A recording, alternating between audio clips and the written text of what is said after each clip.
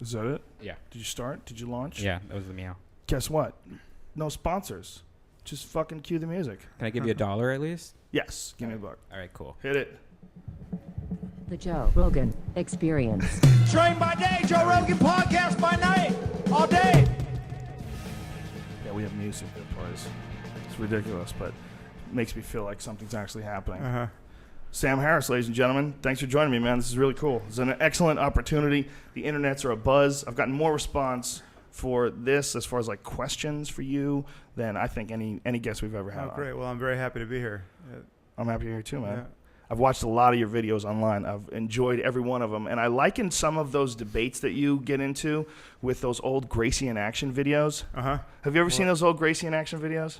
I'm not entirely sure, though. I know the ones you're talking about. I've seen a lot of Gracie material. But, Yeah. Well, the Gracie in Action videos were really the first videos that Horian Gracie, who's Hitlio's son, and, Hoyce's brother's a brilliant businessman, and he realized that all he needed to do was put together a series of real-life encounters between a trained jiu-jitsu practitioner and some guy who thinks he knows how to fight. He's sure he knows how to fight, Right. and then he just gets mangled every time, every single fight. This wasn't the Gracie Challenge at all? Well, they've got a bunch of them. I mean, there's Gracie in Action 1 and 2. There's essentially it's basically just compilations of home videos that they have really for martial artists, really brilliant stuff to watch, because until the Gracies came along, nobody really knew that there was one guy out there that could just sort of manhandle people like that and just strangle them and choke them, that there was one martial art that was so superior when it came to a grappling situation that you would watch those and you'd almost feel bad for the guy getting strangled, but not really. That's how I feel when I watch a lot of your debates. Well, that's very high praise. I can tell you it's not as satisfying in the debate format as it is on the mat. I'm sure. Because no one ever taps. I mean, it's like you're exactly. It's like you're fighting, an army of zombies that they've lost, but they can't be forced to admit that they've lost. So. It must be a very bizarre thing for you, because as far as like people who have spent like hours and hours debating publicly, debating the merits or the idea of religion, you might be like, like top 10 on YouTube of all the different information that's available. Have you ever seen anybody in all these different debates you've been in where you knock something into their head and you see like a light go off, like, holy shit, what if you're right?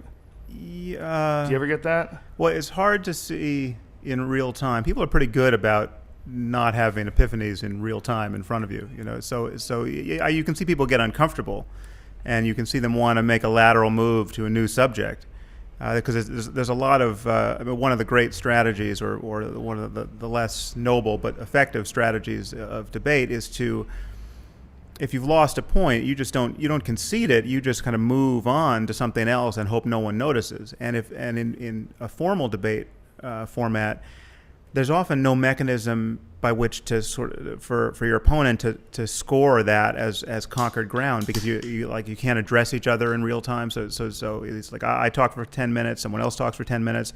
The moderator doesn't necessarily interrupt us, and the two discussants can't actually address one another. So formal debates are actually, ironically, kind of the worst format to actually prove who's right, because it's like fighting someone. You're separated by. It's like boxing. It's like the clinch. You get a clinch, and the ref separates you, and so you can't really test every tool in that context. And so you can just kind of talk past each other and not address the thing that was brought up 10 minutes ago, and it never really gets scored. So it's amazingly unsatisfying, even when you feel like you have said exactly what you should have said, because they just won't buy it. It's just like fighting with fog. It's like no one ever falls down, and it's occasionally you score a blow that the audience has noticed. But even then, the audience is partitioned into your side and the other side, and it's amazing how invulnerable people's prejudices and biases are to argument. So. Well, it also becomes a team. becomes something that defines you. A lot of people are defined by their ideas, especially when it comes to their religion or their politics.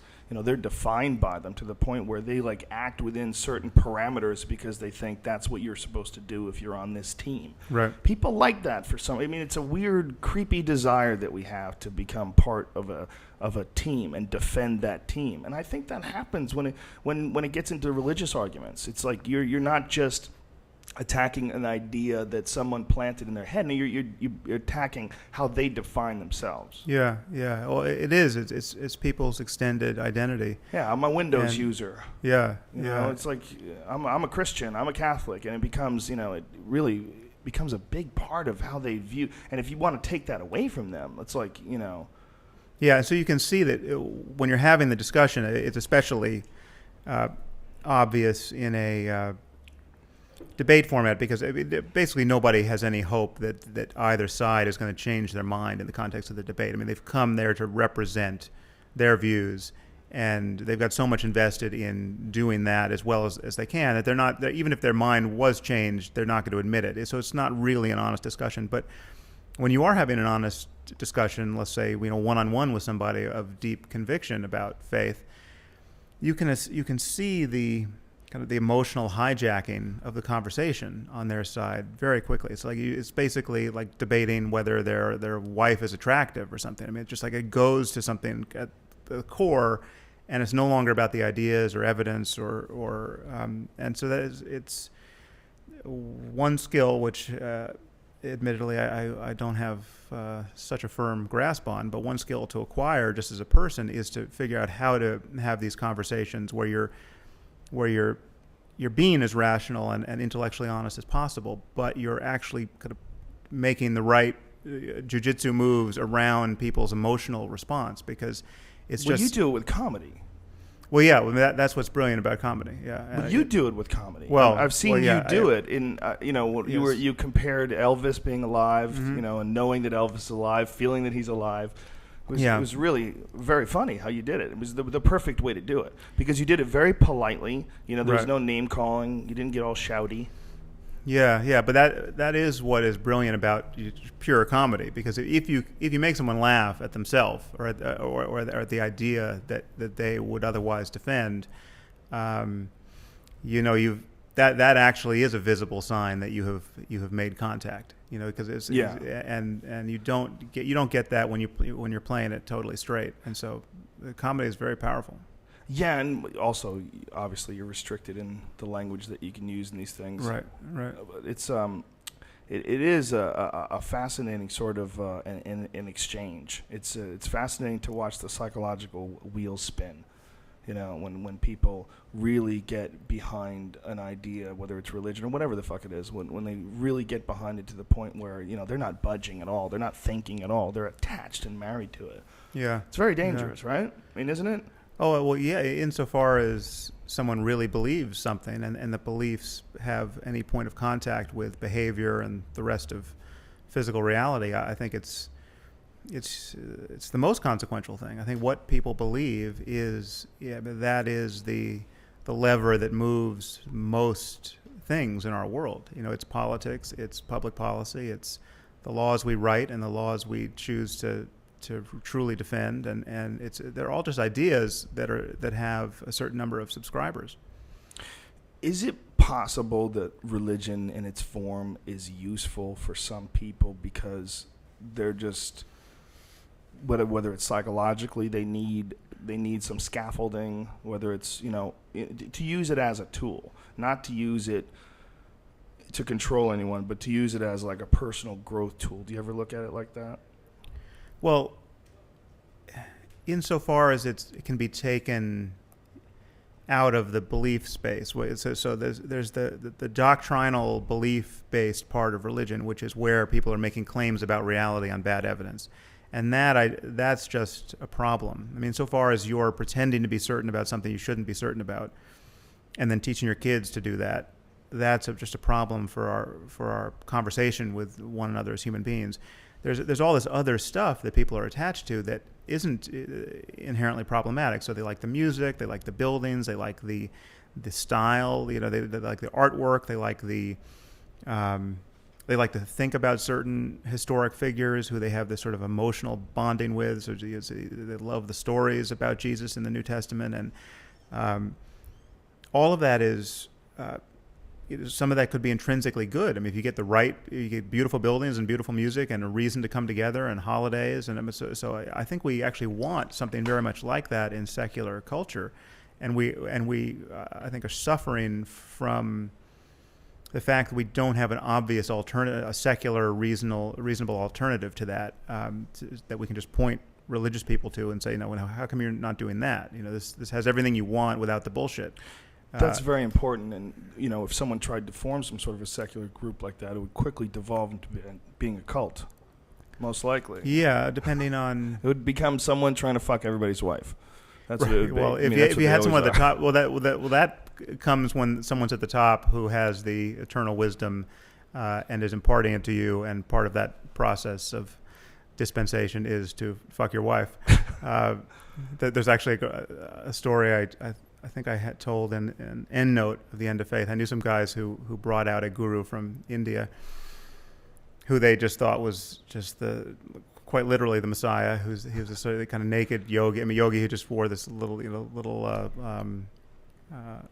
almost like Speedo, a jockstrap, like a Speedo, and long jetta, long dreadlocks, and he's kind of this kind of gorgeous 25-year-old Indian sadhu who was silent, so he would never speak. So the only wisdom is very kind of low bandwidth teaching. The only wisdom you're going to get from him is what he could write out on an 8x10 chalkboard. So he'd write these, just gnomic little sentences in response to your questions.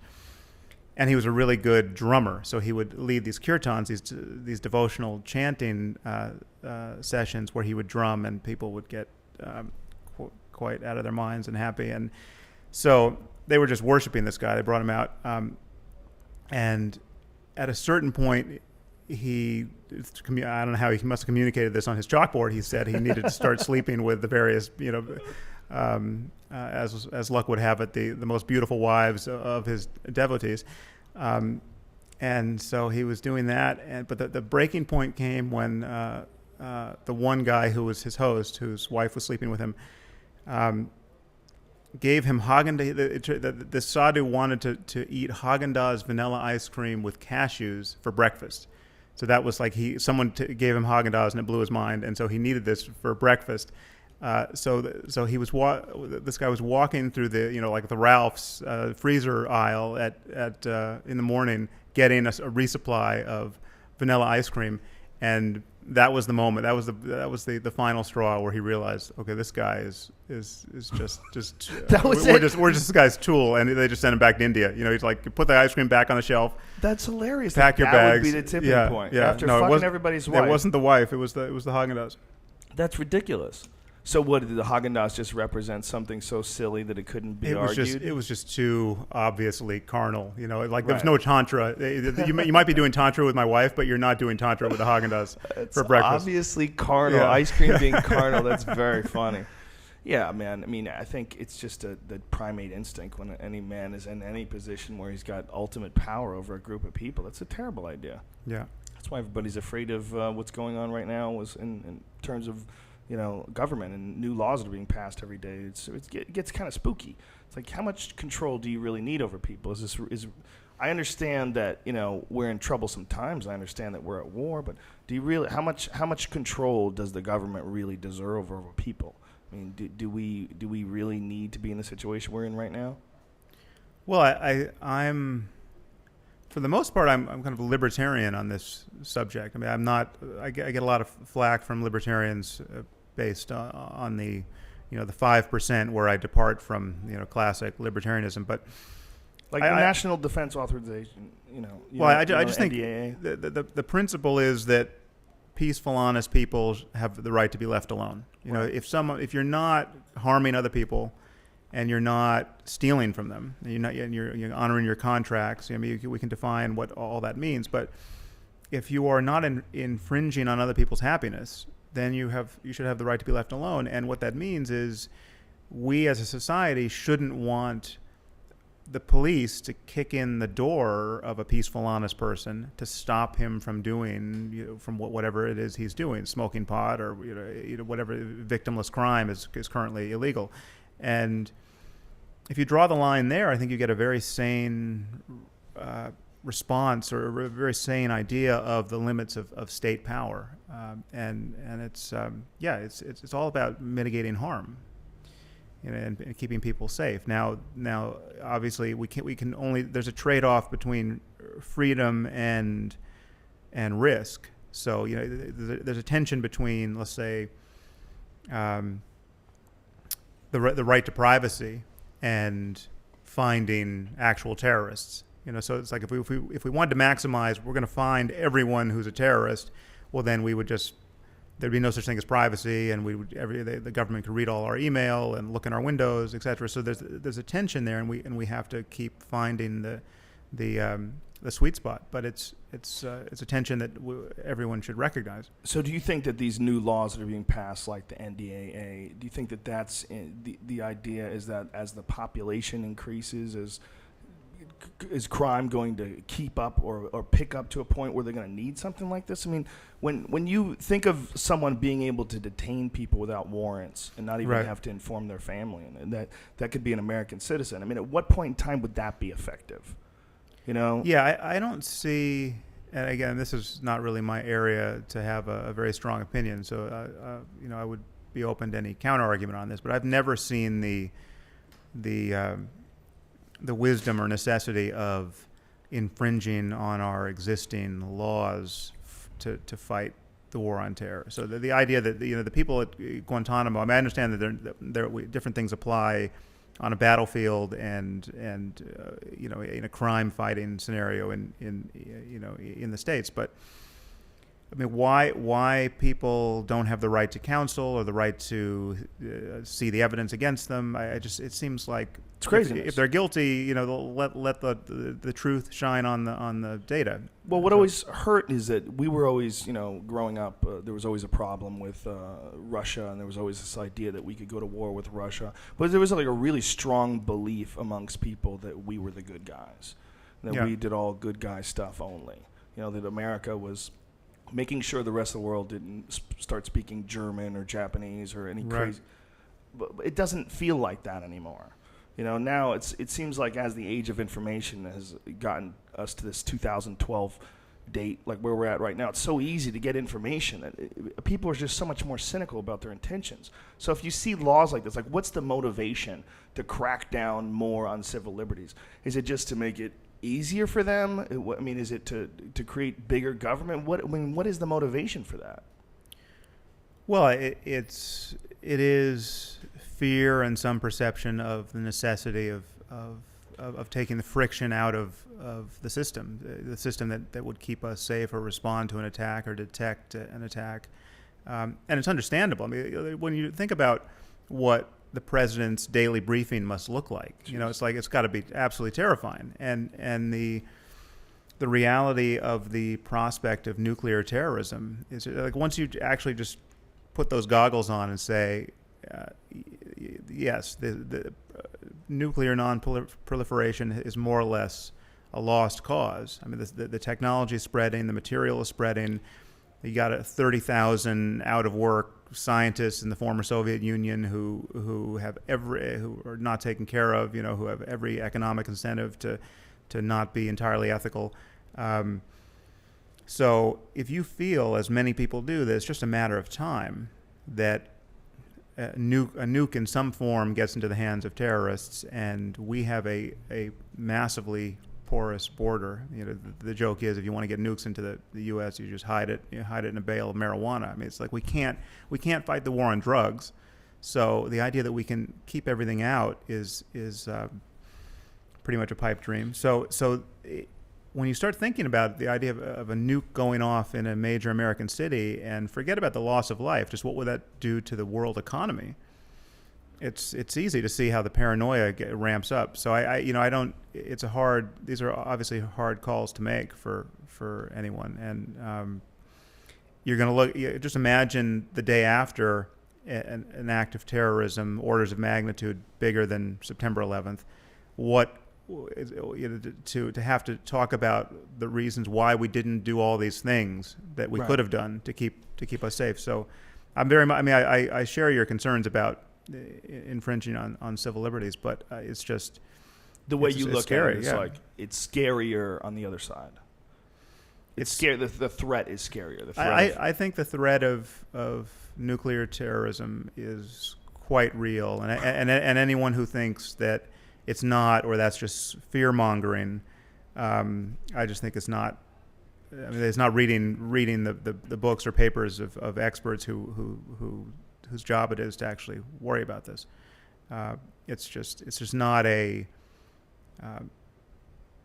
It's a real problem. So the question is, in the face of that, what do you do?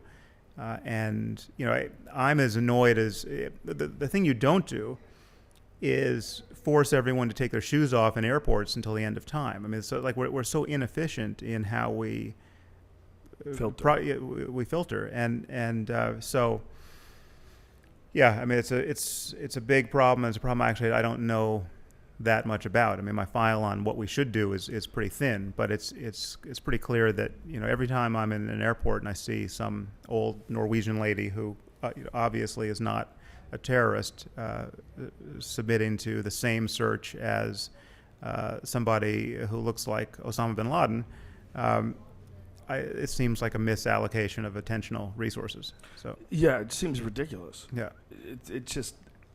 The idea behind it is so, and you know what else freaks me out is all the fucking radiation. How much radiation are those big body scanners? Is that something to be concerned about? I don't know.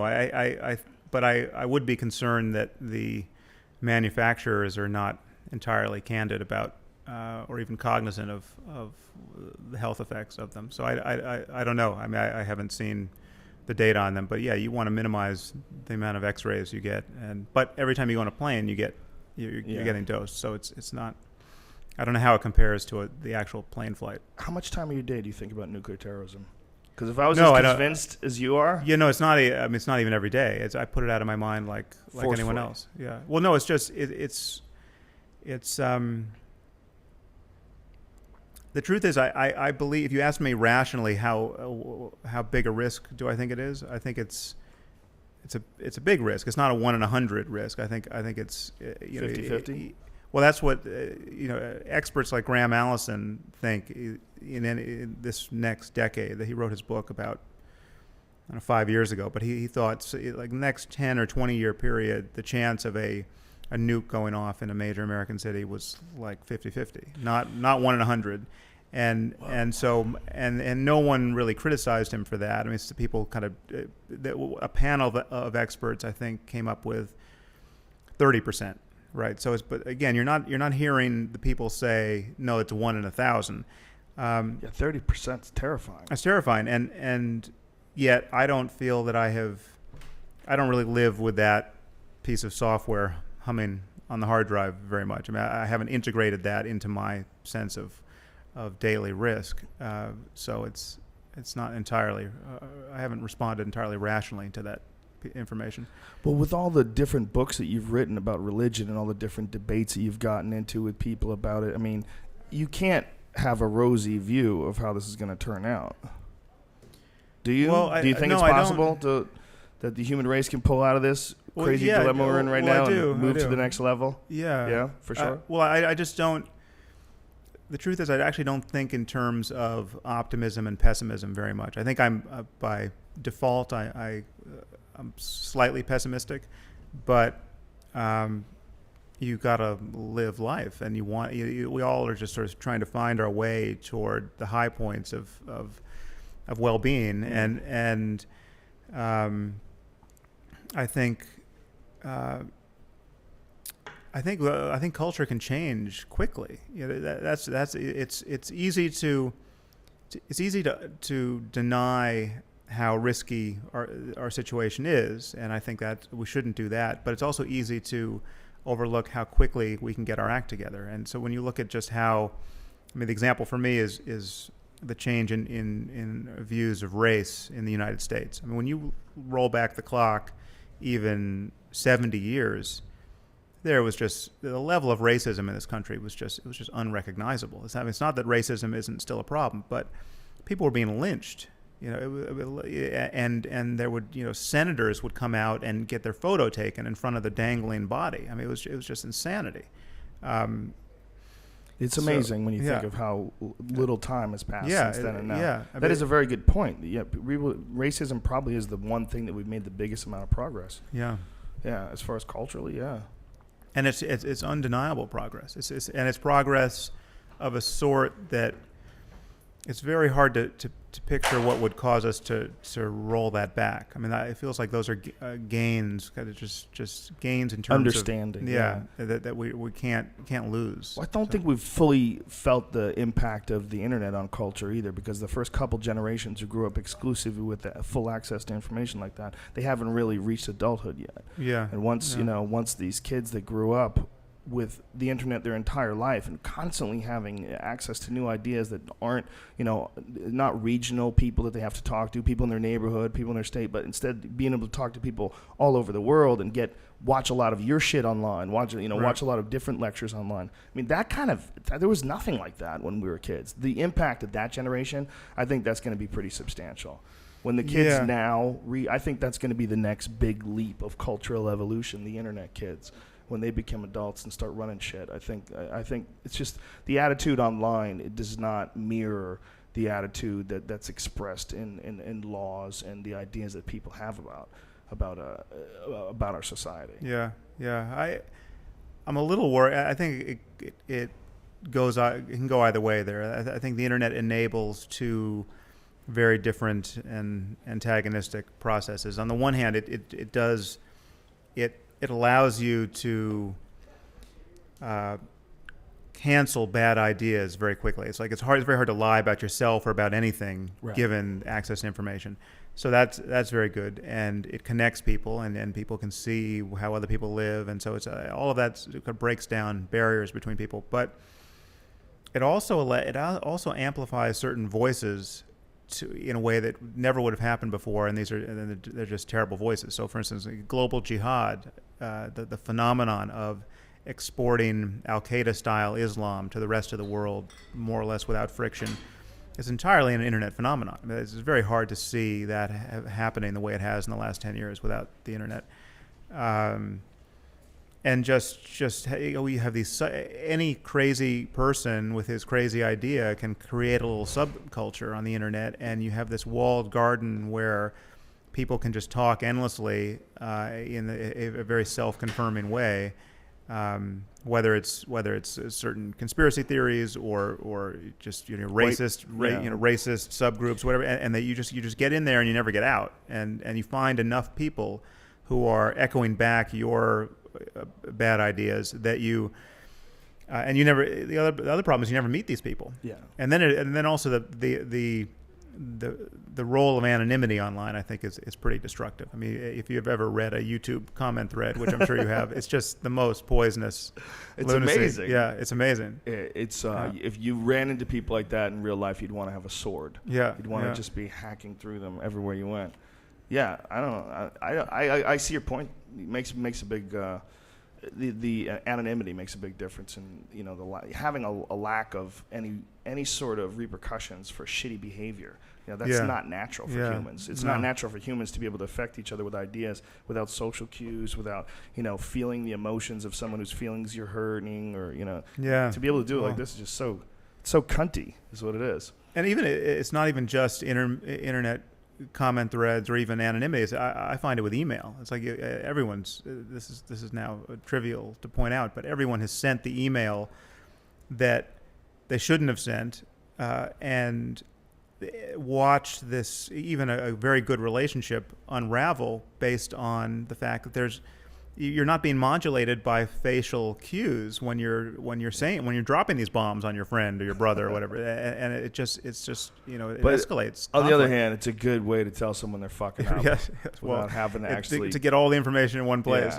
Be in a room with them and have them argue with you about it. In that sense, right? Yeah. So, when when you look at the possibility of nuclear terrorism, and you're a fairly young guy, and you look at all this insanity and chaos in the world, what way do you think is going to be the way out of this? Is it a technological solution? I mean, what's going to elevate people or make people's ideas evolve to the point where they realize that this idea is completely ridiculous? Nuclear war is absolutely ridiculous. It can't even be on the table. It can't be an option for anyone in the world. What's going to get us to that? Well, it's a big question. I think one piece of it is, so actually it connects back with something you said, this idea that we are the good guys and that our enemies aren't. There's not actually moral parity between the two sides in these conflicts.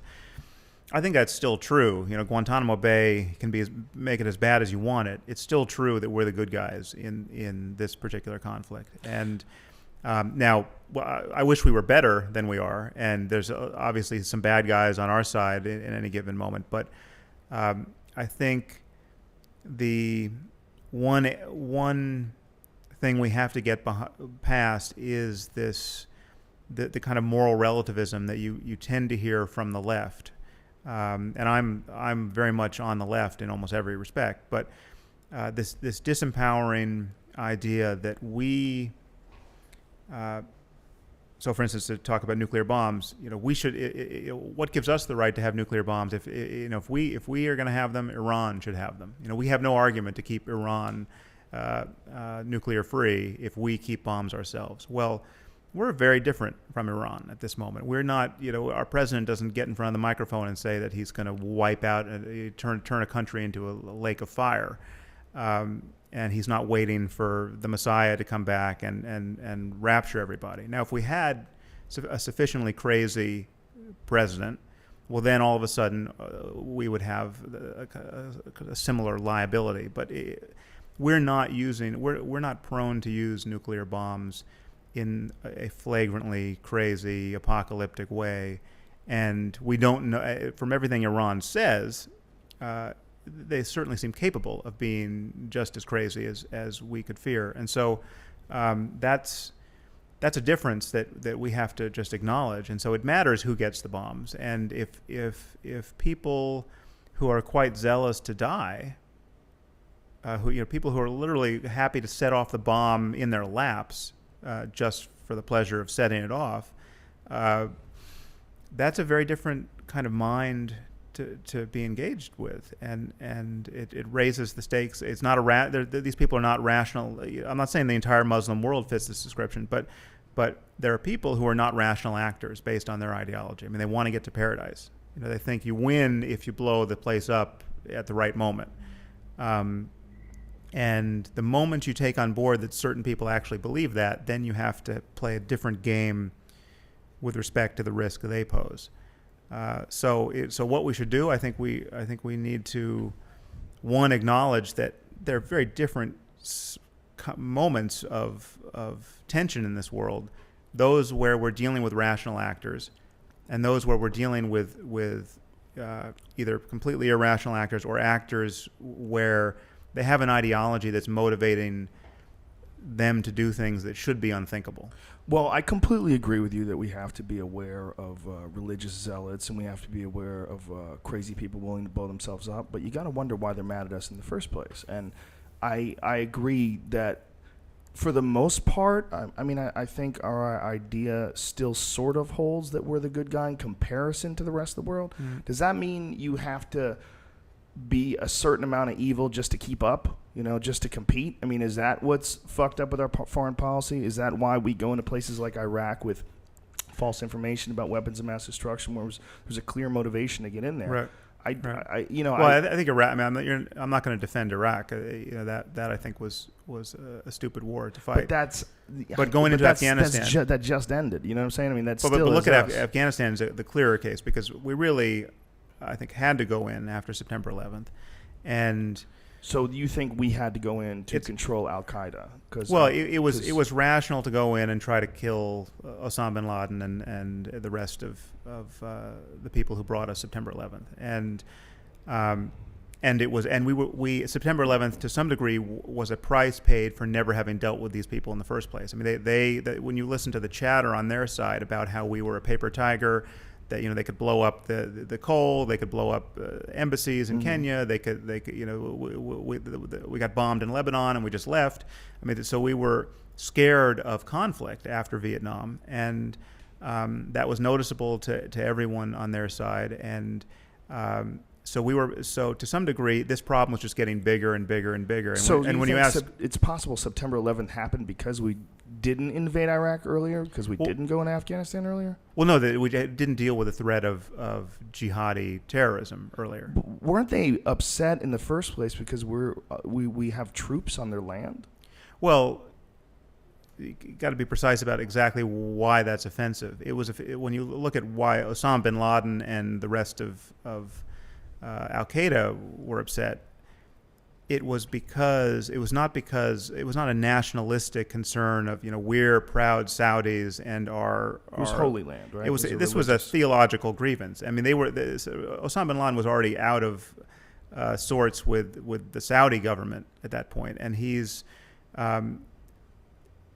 Osama and anyone else enamored of this whole notion of global jihad want a global caliphate. I mean, this is the idea that we're living in a perverse time where Islam has been derogated and subjugated and has not yet triumphed, and it has a mandate to triumph in this world. And so if you really believe that, if you believe that you have to fight to spread the true faith for the glory of God in this life and win the game, Genghis Khan style, or more relevantly Muhammad style in this life, that dictates a certain kind of grandiosity and arrogance and expansionism.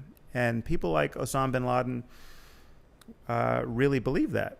And he was free to live a very different life than he lived. He didn't have to spend his time in caves scheming to defeat the great Satan. He could have just been chilling in Paris. I mean, he had a lot of money and a lot of opportunity. Do you buy the official story, how they killed him and threw him in the ocean? I haven't thought about what might not be true in it, but it seemed I buy the official story that we went in and killed him, and what happened to his body, or why, I'm not sure. I think we didn't. I think it would be amazing if he was dead a long time ago and they just concocted a crazy hero rescue story, Jessica Lynch style. No. Well, I think that would be. I think the no. I mean, because there would have been so many other. If you were going to fake something like that, first of all, it's just so hard to fake anything. We couldn't fake Jessica Lynch. People's. This is what's wrong with most. Why fake it with helicopters, right? I mean, why just do it like that? And there's just too. These things, operations like that go wrong spectacularly, and everyone knows about it, and they go right sometimes, and it's very difficult to fake it. The Pakistanis aren't acting like we faked it. They're just pissed that we actually successfully got in there SEAL Team 6 style and got out. But the problem with any conspiracy of that sort, and especially a bigger one like a 9/11 truth style conspiracy, is that it just takes so much perfect collaboration to bring it off. And we know that people are so bad at that. We know that interests don't align so perfectly. We know that there's always somebody who just wants to sell their story to a tabloid, or feels guilty about the part they played, or they're getting divorced and they just can't stop talking. And Bill Clinton couldn't keep a semen-stained dress off of the news. It's like that's the simplest thing. He's just like the president of the United States with a terrified intern, and this is going to wreck his presidency, and he still couldn't keep the dress a secret. Well, he couldn't keep that dress, but how many freaks do you think he banged while he was president? That guy was just whipping out his dick left and right and what if getting it was away with thousands? it. Like I thought there easily could have been. thousands. That's probably why he doesn't talk about it. It's quite Look, possible, once you're a freak, you're a freak. And when you're a freak of the highest order, where you want to be the king of the world, and you're whipping your dick out in meetings, like he would meet with women and just whip his dick out, and they would run out of the room screaming. Yeah. That guy did that shit a lot. Yeah, but he couldn't. But again, we happen to know about that. We know about one. No, we know they about did September 11th every other month. Yeah, but you read well, they know he got a few girls who got mad at him. Hitch wrote a great book, No One Left to Lie To, the triangulations of William Jefferson Clinton. Really? Where he just took him down hard. You say Hitch, Christopher Hitchens? Yeah, for about, short book, it's like 150 pages. Really? And brutal, and I don't, I just, you'll never quite think about Clinton the same way. I mean, it just puts a fine point on everything you just said, and it's pretty brutal. He has a tinge of ego when he talks. It always makes me wonder what he's really like. When they'll say things, they have these big political speeches. They didn't do this. We did this. The Democrat, we did this and we did that, and sort of bragging about stuff. It's like it's very unleader-like at this stage of the game. Right. When you go and look into his past dealings, like I read The Strange Death of Vince Foster. That's a creepy goddamn book. I'd like to go back and reread that. He's a guy who was somehow involved in that crazy real estate deal that they were with, and they found him. He shot himself, but there was no blood at the scene, so it was clear that his body had been moved. Yeah, see, that's the kind of, again, I'm not saying no one is ever murdered or no one ever conspires, but it's just so easy to manufacture details like that are then impossible to debunk. Like, so how do we know there was no blood at the scene? How do we know that some 18-year-old didn't just say that on his website, and now that's the meme that gets spread, and now you have it in your head that there was no blood at the scene? But It's true. So many conspiracies seem to be engineered by that kind of chatter, and but if you and I wanted to say, okay, we're going to devote the next month of our lives to just knocking down each one of those points, how would we do it? I mean, so you're going to have to travel to find out whether there was blood at the scene and talk to the local cops. Even then you wouldn't know, right? You wouldn't know. And it's just it's an endless sinkhole of energy, and yet it just takes a second to set that fire. Mm-hmm. And that's what actually it happens in debate, too. There are certain people who you debate on the subject of religion who know that they can start many small fires they're given they're 8 minutes for their side, and they can set 30 small fires, half truths, untruths, stuff that you really should respond to because it's just false, but it takes you so long to put the fires out that you can basically put half of them out, and then you haven't said any of what you came to say, and then they just come back and say, well, he didn't put out fires 3, 4, 8, and 9, and so he's clearly conceded my points. and it's just it's a debating game. Right. Dinesh D'Souza is an egregious example of that technique. It's just, if you ever see he did a debate with Daniel Dennett, which was really didn't serve Dan very well because it was a technique that was quite effective. He's a fast talker, and he can just make a mess, and it would take you an hour and a half to clean it up. But I'm absolutely agree with you on everything you said. But do you think that there are real conspiracies? Do you think that every one of these things is bullshit? I mean, people clearly do conspire, right? Enron was clearly a conspiracy. It might have been a conspiracy that we entered into the Iraq War under false pretenses. I mean, it might have been a conspiracy, the Gulf of Tonkin incident in Vietnam. That might have been a big conspiracy.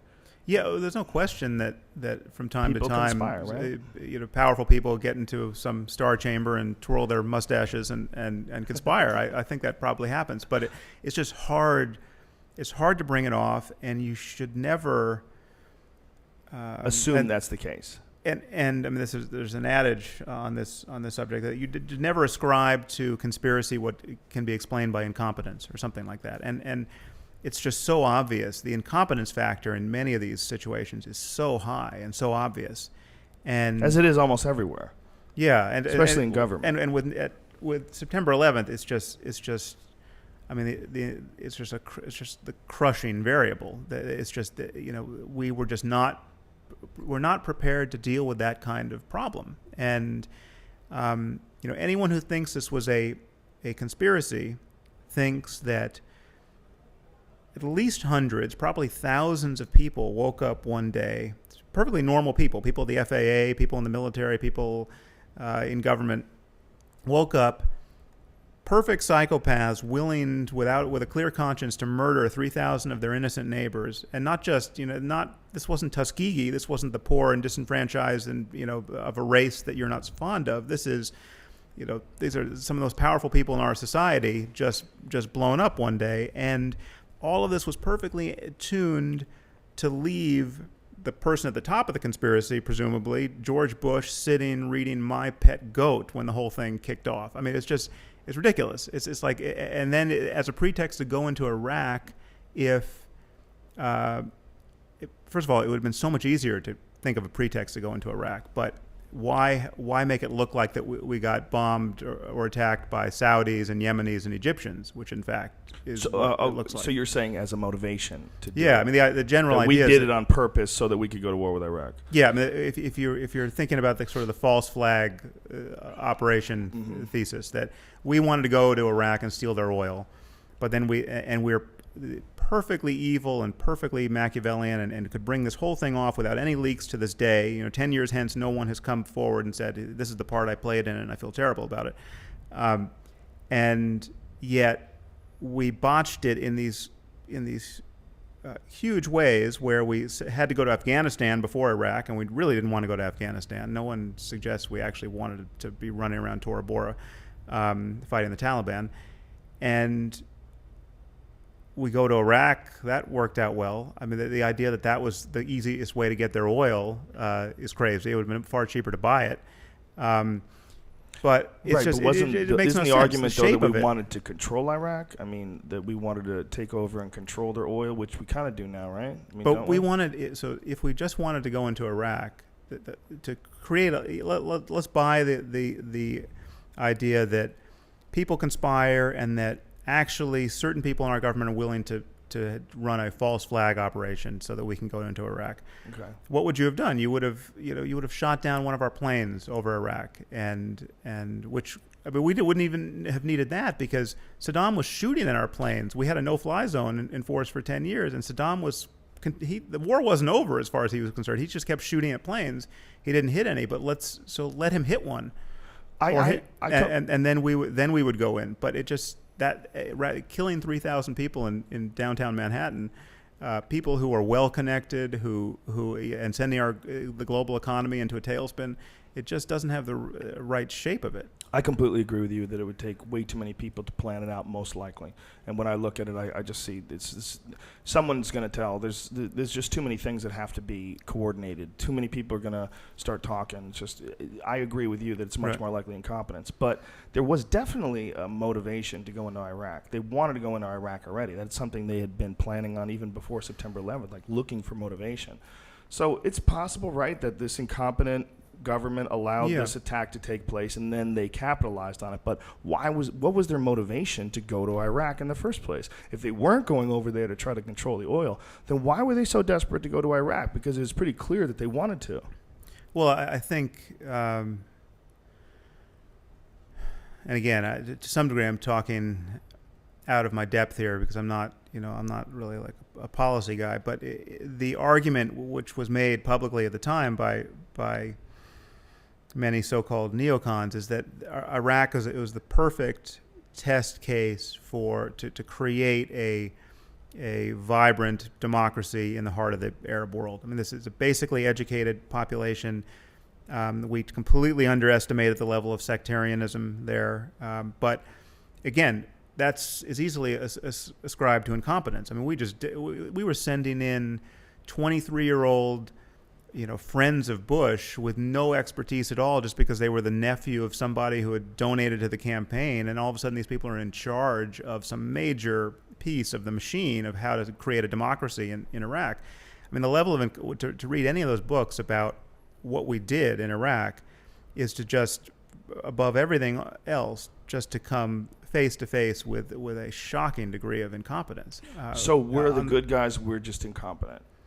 Well, but I mean, look who he had in the Oval Office at that moment. I mean, there's a lot of words come to mind when you think about Bush, and competence is not one of them. Bush is a strange case. I mean, obviously he's not the smartest guy in the world, but when you look at like the policies that he put into place, it's really similar to what Obama's doing. It's not much difference at all. Right, but I think there are crucial differences, but two important things. One is that Obama has inherited the world that Bush help make. So no, Obama's got the hardest job on planet Earth at the moment. So you blame Bush for the whole Iraq mess? Do you blame, or his administration at least? Yeah, mess? we didn't have to go into Iraq, and it was we could have. Arguably, we had to go into Afghanistan. I mean, I think our approach to fighting the war on terror is fundamentally ill-conceived. I don't see why we need to be fighting wars and taking credit for fighting wars. I mean, this should, from my point of view, be all covert, all just Navy SEALs and stuff. Yeah, I mean, insofar as all the, I mean, sneaky assassination. There may be shit. situations where that's not possible, but I don't see why we need to be. We should fight the war on terror as a crime, as an international crime problem, and that has occasional military solutions. But from my point of view, people, jihadis in Al Qaeda should just have been disappearing, and no one takes credit for it. Why should we ever say we did it? Yes, we did it, and right. And now there's a possible blowback to that. And I mean, the reality is, whenever you put Navy SEALs on the ground and let them shoot, or drop bombs from Predator drones, you're going to be killing some number of innocent people, and that's terrible. And the terrible truth is, there's no alternative to that. I mean, unless you're going to be a pacifist, you're going to run the risk of killing innocent people when you have to fight certain conflicts, and so that's I just don't see any. Do you ever look at it from their point of view? Do you ever look at it from? You try to look at it from the Al Qaeda's point of view, the Taliban's point of view, the point of view of someone who is watching this giant military machine coming in and raping their country's national resources and stealing. But that's stealing minerals and but what's going on in Afghanistan. Think about Afghanistan for a moment. What's the point of view of a woman in a burqa in Afghanistan? Now, from my point of view, it's very likely, whether she knows it or not, there is a much better life she could be living. The average life expectancy in Afghanistan for women is 44 years. It's got almost the highest maternal mortality and infant mortality in the world. Most women are illiterate. It's a terrible life for women. So one of the real when we think of having to leave Afghanistan, one of the real ethical problems from my point of view is we're just abandoning them to the Taliban. We're abandoning the women to the Taliban, and if there was a way to actually help them, we would have a moral obligation to do it. The problem is it's so costly to do, it's so intrusive to do, and so many people shoot at you or blow themselves up while you do it that it's completely impractical to do. So but I think we have a real problem ethically to just abandon women to getting their noses cut off because they decided not to marry the octogenarian that their father sold them to. Well, obviously I don't agree with any of that stuff or any of those social restrictions that they put on, but do you really think that we should have troops overseas to try to reinforce our moral standards on this country that's a mess? I mean, should we really do that? I think is that what we're doing though? No, but I think we need. Well, we are attempting to do that, but it's just not doable. Do you really think that's our motivation though? And to some degree. But what about the amount of money that they're pulling out of there? What about the amount of money that they're making just in minerals? Well, let me sidestep that for a second and just talk about what I think the end game is. The end game is to have a global civilization that actually works. And what would that look like? It would look like more or less what it looks like in any country. Now, whether you have a world government that achieves this or some federation of states that works better than certainly than the UN, you need to have, if girls were getting their noses cut off and being forced to live in burqas in Florida, it would be a crime problem. And we would send in police to force people to treat their daughters better or to treat their wives better, and that's necessary and appropriate. It's just there's no mechanism that allows us to do that as a matter of international law, and so we clearly have to get to a time when you have a hostage crisis where an entire country is held hostage by some lunatic or a group of lunatics in the government. is the matter of national sovereignty is not an issue. I mean, who cares about the national sovereignty of North Korea? That's a hostage situation. Well, that's a really interesting point, because we negotiate with North Korea and we give them money, and we're not even thinking about going over there. We give them money out of compassion to But alleviate starvation. Why aren't we going over there? Because they have nukes. Is that what it is? And they have so much artillery pointed at South Korea, and the distance is so small that, nukes aside, it would be a disaster. But again, that's an argument for not letting these failed states and deranged states get too strong. I mean, we need a way to convince the entire civilized world of functional democracies to apply quasi-global pressure to any one of these regions, demanding that they get their act together. And Afghanistan is definitely a place that where it would be compassionate if we could come in. If we could get, if Russia and China and everyone else could get on the same page with us, and we could all agree, all right, the women of Afghanistan, we actually need to help you. So how are we going to do this? We're going to the first pass. We're any guy who's throwing battery acid in the face of little girls because they want to go to school. Okay, we're going to deal with that guy as the sociopath that he is. And if it just so happens that there's a culture of those guys and they call themselves the Taliban, we're going to deal with the Taliban as a gang of sociopaths. But again, we tried it on our own, more or less on our own, and the results have been terrible. And the results have been terrible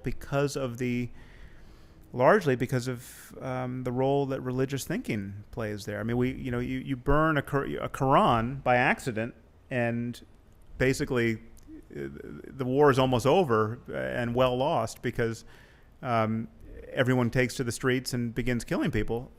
There's nothing more inflammatory than trespassing on their religious sensitivities. And if you accidentally bomb a wedding and kill 50 children, you don't get the response we recently got with this Quran incident. And so we're not dealing with a culture that can have a sane discussion about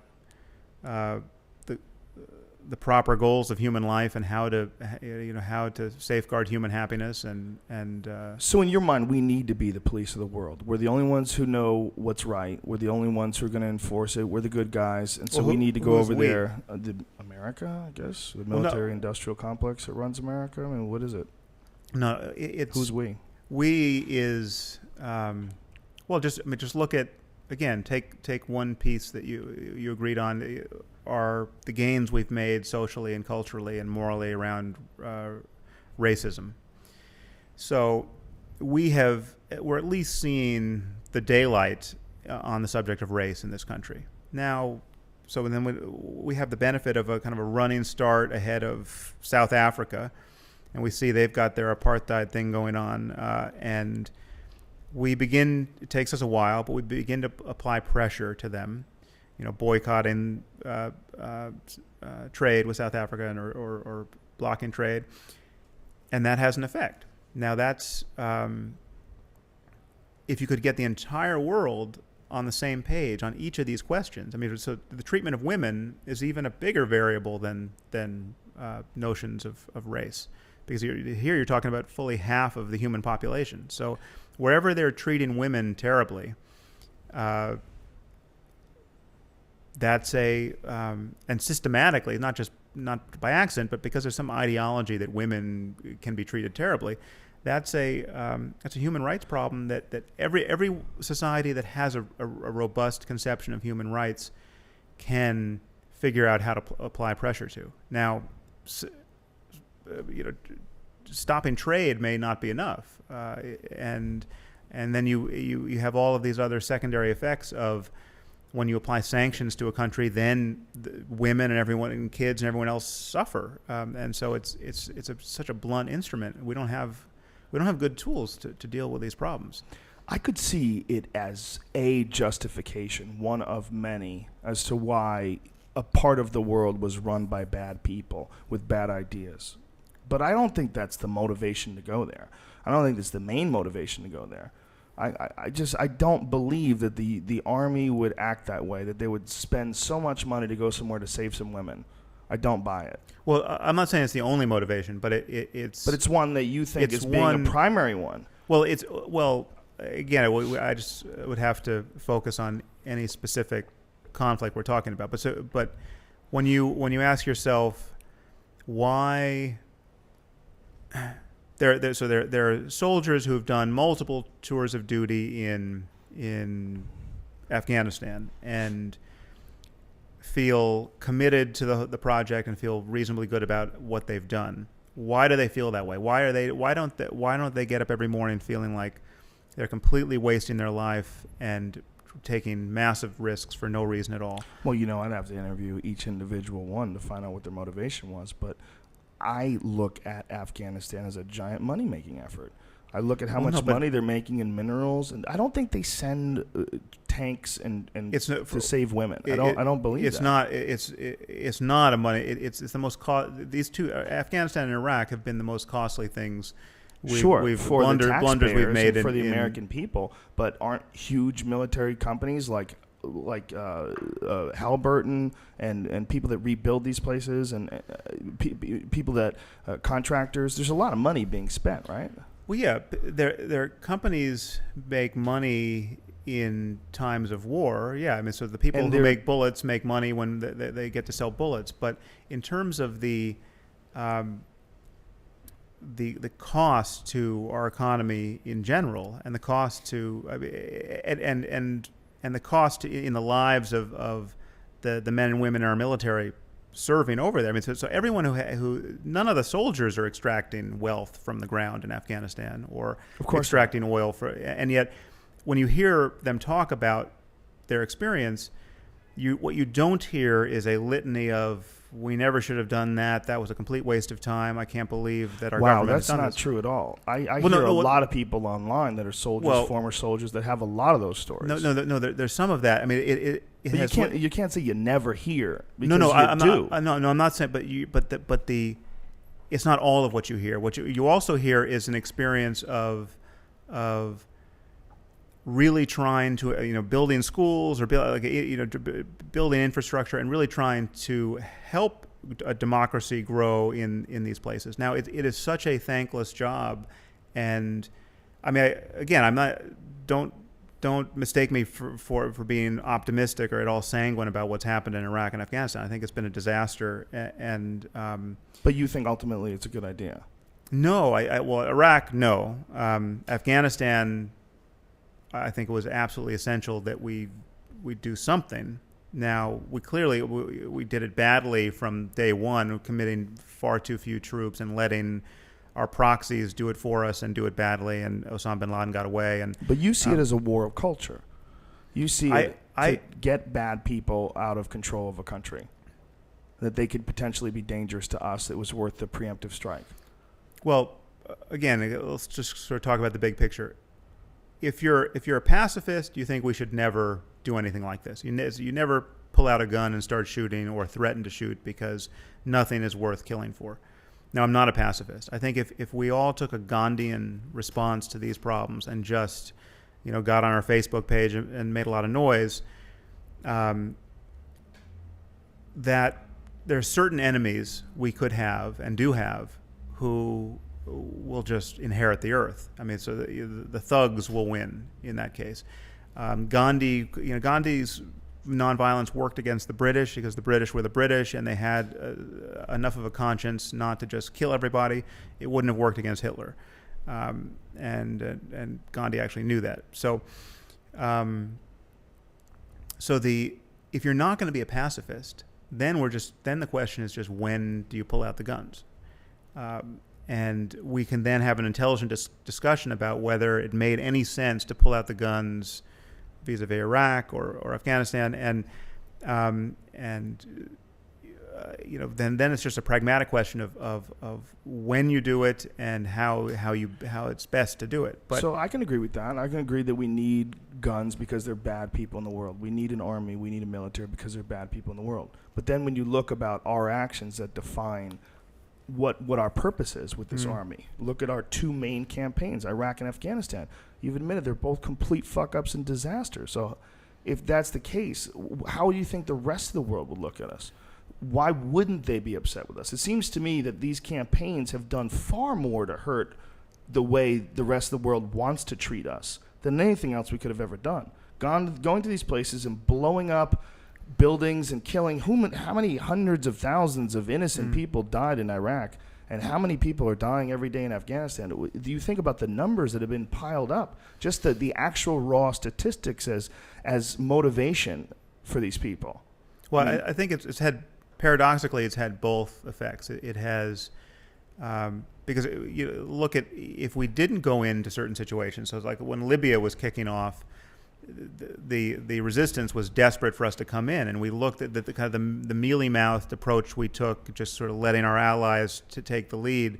That looked a little bit like cowardice, and we got a lot of grief for not actually being active enough to help prop up the Libyan right, resistance. but that's a pretty extreme case. You've got a guy who's been a dictator forever, and the people literally are. But Saddam Hussein was the same case. But the people were not rioting in the streets because he was a better dictator. I mean, it's like it was worse, arguably worse in Iraq.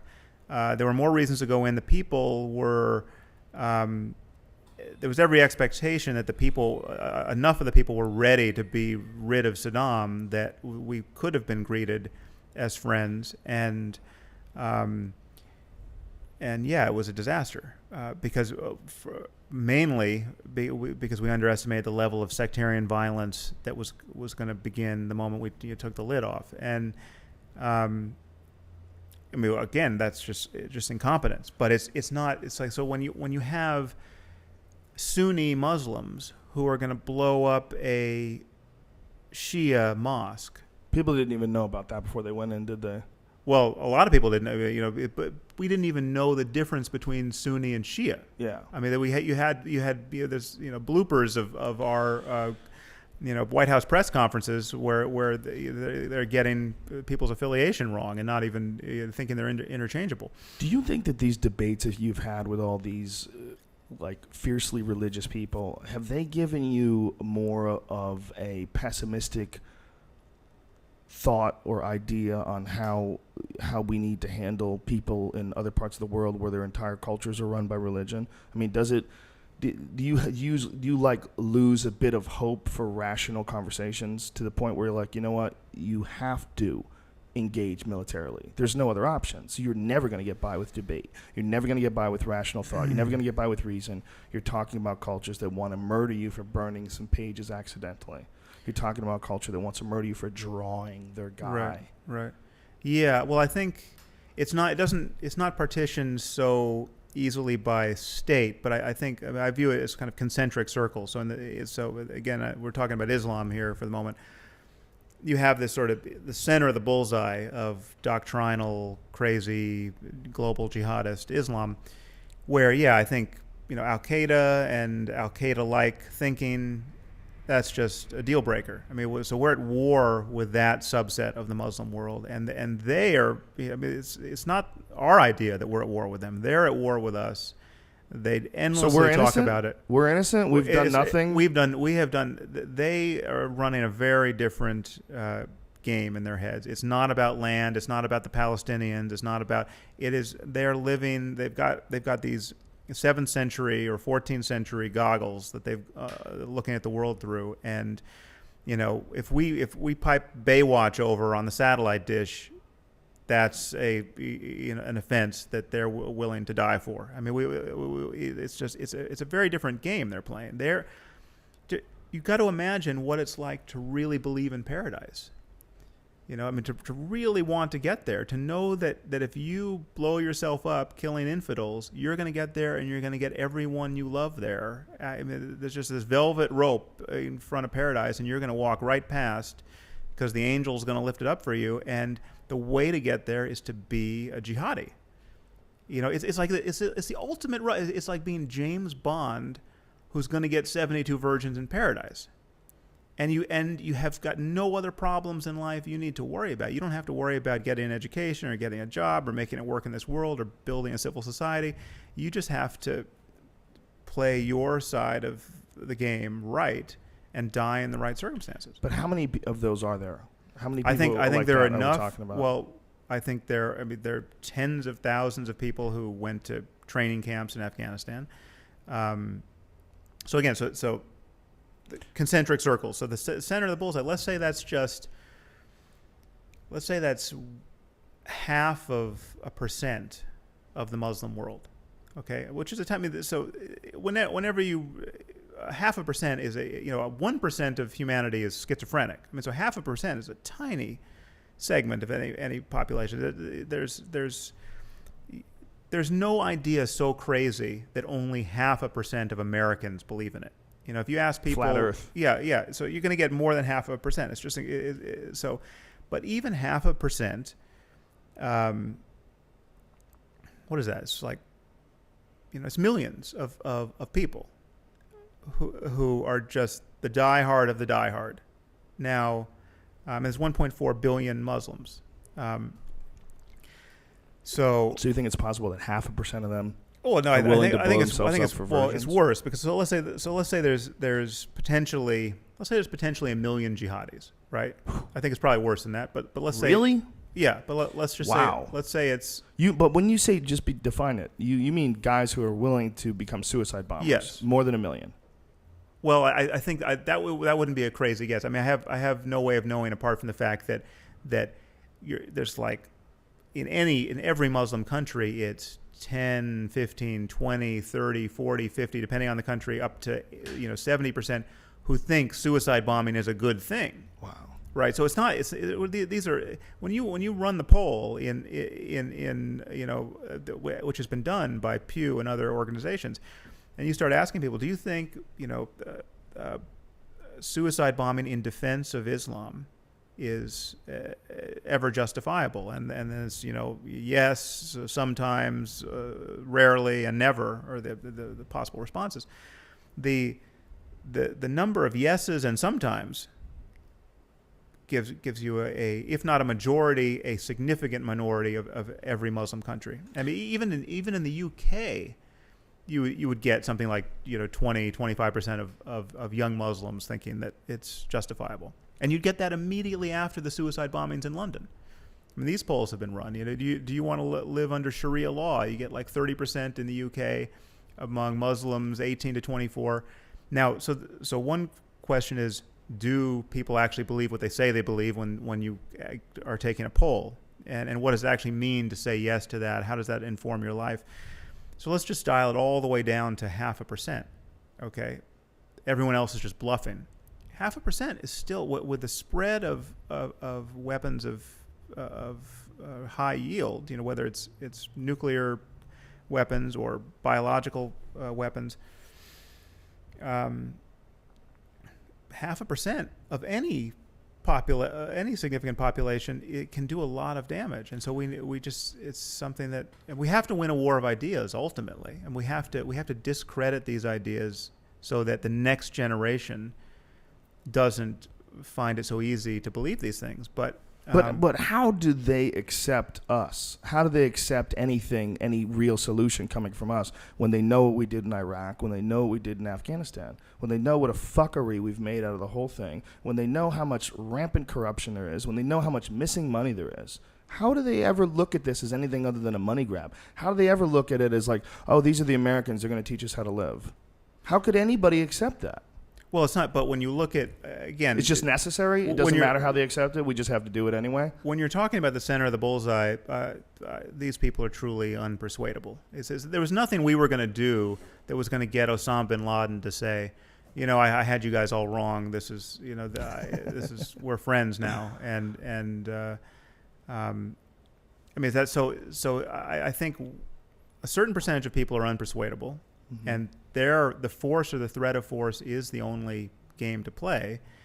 And then what we have to do is win a war of ideas around that first circle where they become marginalized, sufficiently marginalized, and not supported within their society. So and that arguably that has happened to some degree, even with how chaotic Afghanistan and Iraq look. Well, there's certainly been more penetration than there was like 50 or 60 years ago, but the majority of the population is still like really deep into their culture, right? Yeah, I mean, they have a weird setup. They only have one city. Kabul's the only real city, right?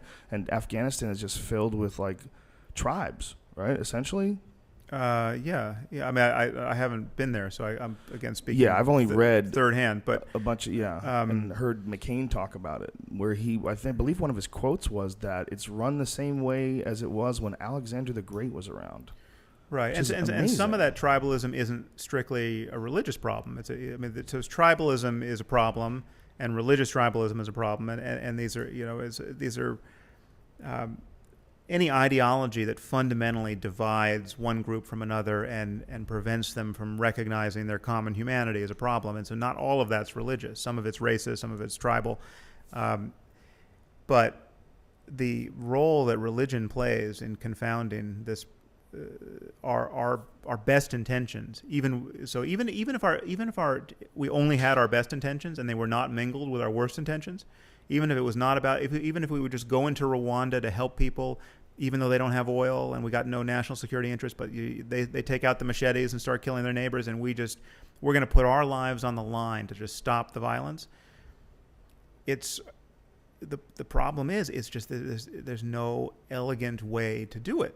You wind up killing innocent people. You wind up you can't commit enough resources to build a civil society. You can't. It takes too long to teach people what they should want.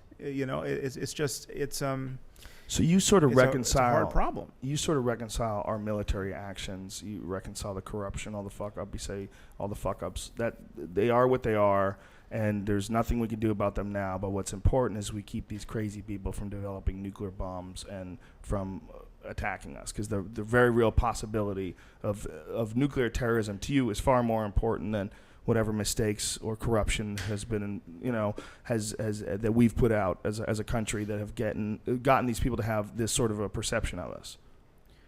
I think we have to be pragmatic. I can't sign on to all of that, because I think our screw ups have been huge, and I think we have a huge moral debt to all the people we have accidentally blown up. I mean, obviously, collateral damage is a huge problem, and I think we are, and it's been a problem in every war we've ever fought. I mean, one of the things we've now, which is an advantage on the one hand, but also a disadvantage, is that there's so much more transparency. We know so much more about the bad stuff we do, whether inadvertent or not, that we didn't know this in World War II. I mean, we're bombing Dresden and incinerating hundreds of thousands of people, innocent bystanders for the most part, not non-military targets. And we could arguably we should never have done that, but we arguably couldn't do that now, given how much given what the images would do to us on the nightly news. And so. And I think that's all to the good. I think we should understand the cost of war more than we do, and we should understand how horrible collateral damage is more than we do. How do you feel about WikiLeaks?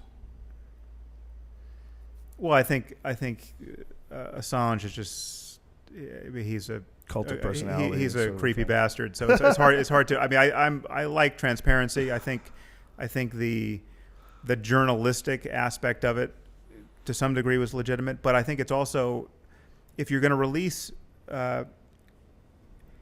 certain secrets shouldn't be released. Certain secrets are there because they're keeping people safe, and to release those secrets irresponsibly is to put people in harm's way. And so it's a very mixed thing. How did you feel about the initial video that he released, Collateral Murder, the one that showed the guys in the helicopters shooting the people on the ground, and a car full of children, and them saying, well, they shouldn't have brought their kids. Right.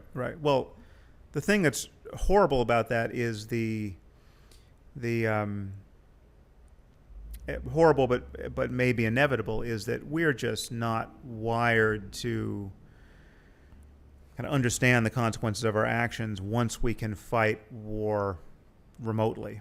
It's just, if we were just fighting if it was all just, bayonets, there's the kind of the inescapability of the horror of war. But the moment you can fly something, you're sitting in your office park outside of Las Vegas, and you're flying a Predator drone 13,000 miles away. I'm not suggesting those guys don't have a hard time sleeping at night. Some of them, but it's a very different kind of violence. And one of the scariest things about technology is that it uncouples us from our emotions from the reality of the consequences of our actions, so that the most harmful things aren't actually the most disturbing things. So if you, this is an example actually I used in I think The End of Faith. If you hear that your grandfather fought in World War II and he dropped bombs, he was a bomber pilot and he dropped bombs over Dresden. That's one kind of level of abstraction of his actions that it doesn't really disturb you about him, and it needn't have disturbed him. And he's at 30,000 feet dropping bombs, not really getting what he's doing. But if you hear Granddad killed a woman and her kids with a shovel, all of a sudden he's the scariest guy you've ever heard of, and probably couldn't sleep for the rest of his life either, because it takes a very different kind of person to do that. But the guy dropping bombs killed far many more women and children than the guy with the shovel, and so that it's fascinating, isn't it? And then now we're moving into drones. Yeah, and so moves even more. So we need the burden is to figure out how to have an appropriate emotional response to reality, and to be guided by. It's not to say that our emotions are always the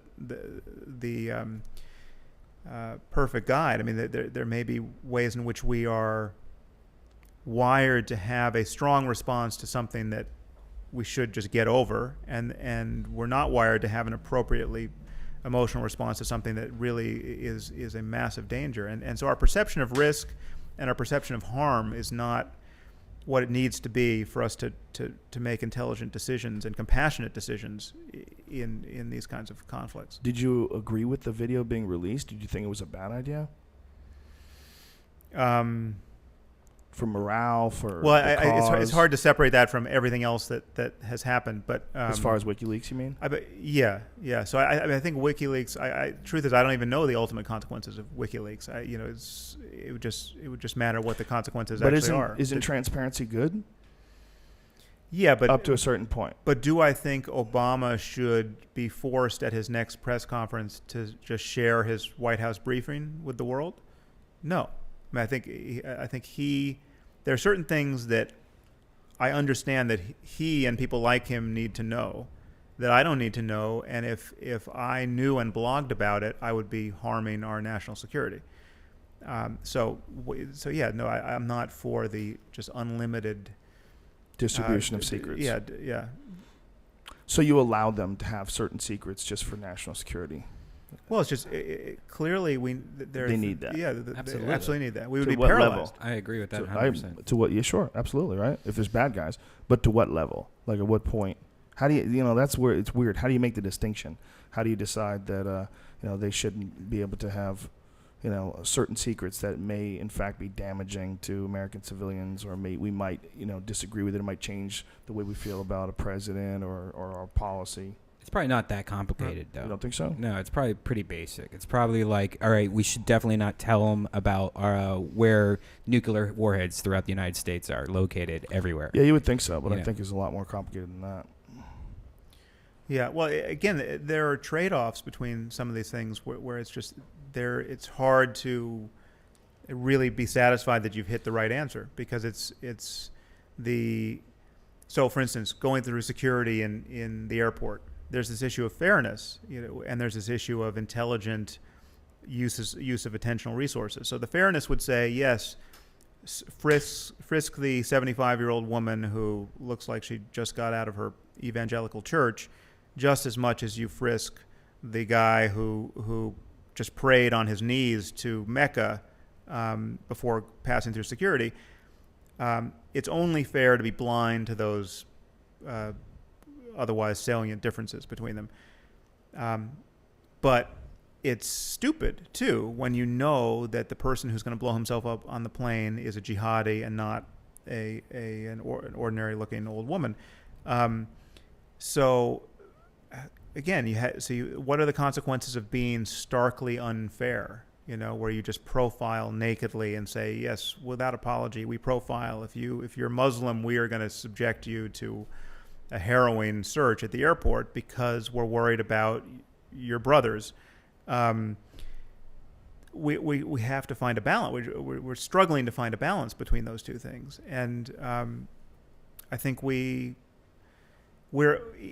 in the current environment. I think we're wise to err on the side of being fair, and I mean, I think you would want us to err in that direction, to be fair and to be transparent and to be, but that's what's so scary about something like nuclear terrorism. One thing has to happen, and all of a sudden, we'll all be desperate for a level of security that will radically transform our lives. And it'll be, again, it could be completely out of scale with the actual damage. Event, so, right. If a nuke went off in Los Angeles and killed 100,000 people, right? So a small nuke killed 100,000 people and rendered, some area uninhabitable for a while. That would be such a rattling event that we would all be demanding huge changes, and we would be forfeiting our civil liberties happily with both hands. As was clearly evident after 9/11. After 9/11, right? But this would be orders of magnitude worse, and yet it would be rational to say, well, listen, 400,000 people died of heart disease last year. No one is forfeiting their civil liberties or going nuts over that figure. We're talking about 100,000 people who what is the real risk we're talking about? Well, there's a sudden death over a long, there'd be no slow, way, self-administered death. Even if that would be, even if we, I'm not saying that's the right way to look at it, but even if you could show a commensurate body count from some other source, actually Bill Maher once made this point, where I think he was talking about Hurricane Katrina. He said, well, look at what happened with Hurricane Katrina and the billions of dollars in cost and 1,000 lives lost. If a terrorist had done this, we would completely freak out as a nation because it's the weather. We basically can't get our act together and don't really worry about it. That difference in response is something we have to be cognizant of, and so one rational reason to want to protect against certain especially salient events like nuclear terrorism is because we are guaranteed to overreact in such a way that the consequences will be horrendous. I mean, just economic consequences. That's a very good point. So your point is cut back on civil liberties so that we don't have to cut back on them in the future when the shit hits the fan. Well, to some degree, it's an argument. You're not committed to it, but it's an argument. Yeah, no, but cut back on them. And again, I wouldn't phrase it in terms of cutting back on civil liberties, but it comes back to moments like airport security for me. It's like, how much security do I want when I get on an airplane?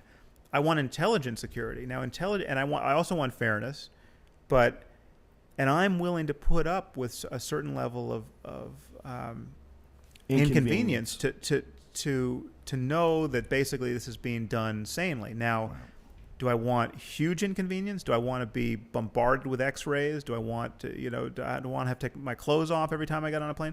No, but it's just we have to, as a society, there's something very corrosive about the signs that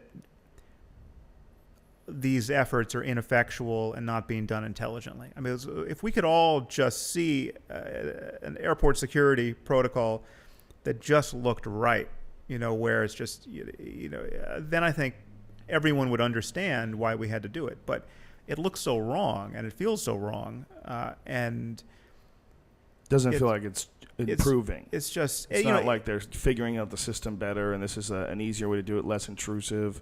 There is no easier way to do it. And I'm not even putting myself. It's like I'm not, fine. I don't actually look. I don't think I look like I'm Al Qaeda, but I don't look. I'm not as benign. I mean, I once saw a little girl when we first got the shoe bomber effect, and we were all having to take off our shoes. I saw a 3-year-old girl in her whatever those what are those black and white shoes that little girls wear are called? Jellies, Uggs. I don't know. There's some older school name. Anyway, she was like holding up a line. She was being forced to take her shoes off. She was terrified. It was like her first flight, and like the parents were being traumatized, and it was just the most insane misapplication of human resources.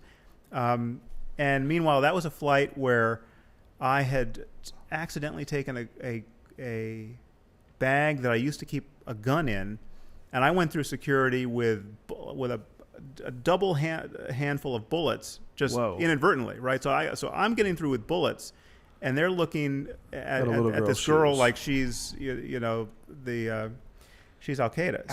Al Gore got frisked. Do you remember that? No, but Al Gore made a big deal out of it because he was flying commercial on one of these flights, and he got frisked. It was like, what the fuck, man? How ridiculous is that? That's a symbolic demonstration of fairness. Yeah, it is. I guess at a certain point in time, though, you go, come on. You think the ex-vice president is going to become a suicide bomber?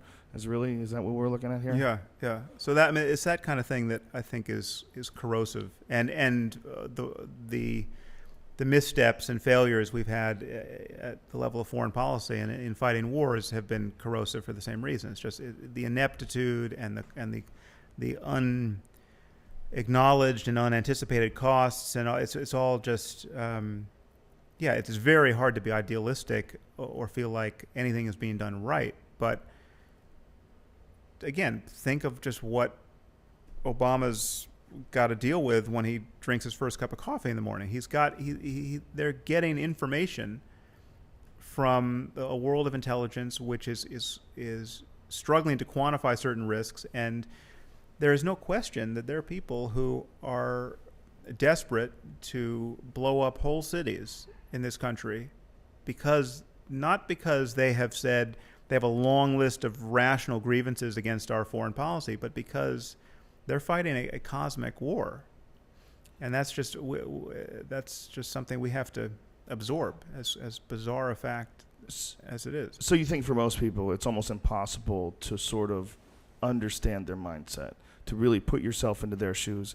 It's virtually impossible to really have that kind of a crazy. I don't find it actually. Belief. I mean, I feel like I can put myself in their shoes. If I read the Quran and I read the Hadith and I read what people like Osama bin Laden say about their intentions and why they're doing what they're doing. You watch a few suicide videos, Last Testament videos of suicide bombers. You just have to imagine what it would be like if you really believed that this was the structure of the universe, where this human life that people like us really value is just this irredeemable, fallen, really revolting circumstance of separation from God, and it's just this anteroom to the better place that you get into if you live this way and die in the right way at the right time, and eternity awaits. Eternity where all the good people get to be happy forever awaits. Now, why would you want to stick around here? I have to talk about this more, but I also have to pee. So what I'm going to do is I'm going to put my headphones down, and I'm going to ask you a question when we get back, though. How the fuck does anything get fixed? How do we fix this? If you were the grand social engineer of the universe, think about that, and I'll be right back. I will follow you. So now what do we do while you pee? Brian will talk to you. Okay. Hey, how's it going? Okay. Sorry, I'm just readjusting everything. So is this something that you fell into? Like, did you like think like this growing up, or did you have somebody that inspired your beliefs and the way that you think, and like your I guess your stance on everything, or have you always been interested in it, or? Well, I've been interested in religious experience. Right. I mean, why, just what it means for people personally, and just what the possibilities are. As a teenager, I was as interested in just what are the limits of reality as anyone else. And so to some degree, my research there has been scientific, and now increasingly scientific. But early on, I was interested in religion as a possible account of what's true. And I was also interested in the kinds of experiences that the founders of the world's religions have had, or seem to have had. So I'm interested in the kind of experience that would get Jesus talking like Jesus, or Buddha talking like Buddha. And I've sought those experiences with drugs and meditation, and it's absolutely clear to me that there is a range of experience there that is hugely motivating and real and accessible, and has been traditionally described only in religious language, and seems to cash out the crazy claims of the various religions. So if you're a devout Muslim, and you start having the kinds of experiences that we've had on acid, or that people have had in intensive meditation retreats, they get framed very much in doctrinal ways. So it seems to justify your infatuation with this one revelation, a revelation which is intrinsically divisive, which argues that you should hate everyone who's not in the fold. So clearly we need a way of talking about these kinds of experiences and valuing them which is just as generalizable and scalable as the larger conversation of reason and science-based thinking about the nature of reality, and is not in principle, and therefore is not in principle divisive. One of the things that McKenna always said in describing the difference between religion and a psychedelic experience is that in a psychedelic experience, you don't have to believe anything. Right. Just go on in, and you're going to experience it whether you like it or not.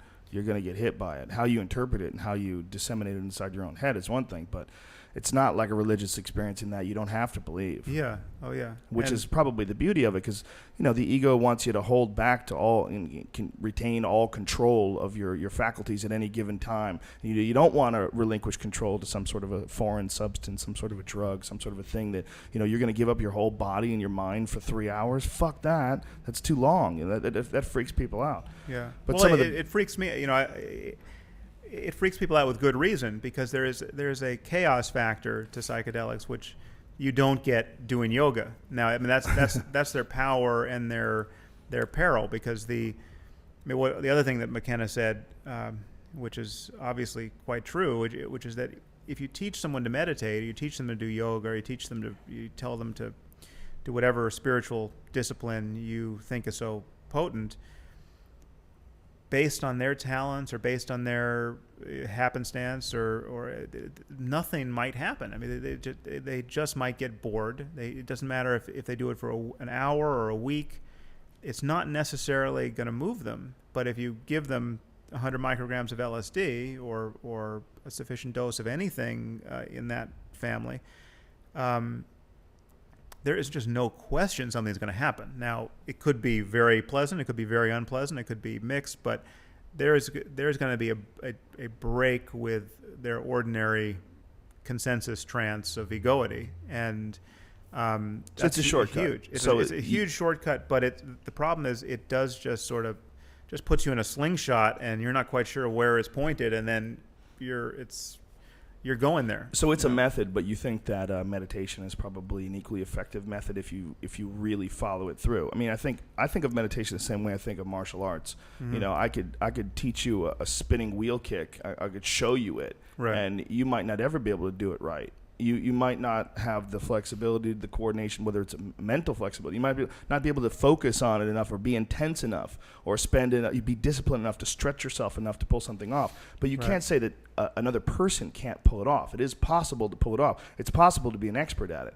But out of all the people that you teach this, like Kundalini or some intense form of meditation where you achieve altered states of consciousness, how many people are going to have the focus, the drive, the discipline? How many people are going to put in the time and the numbers to actually pull off an altered state?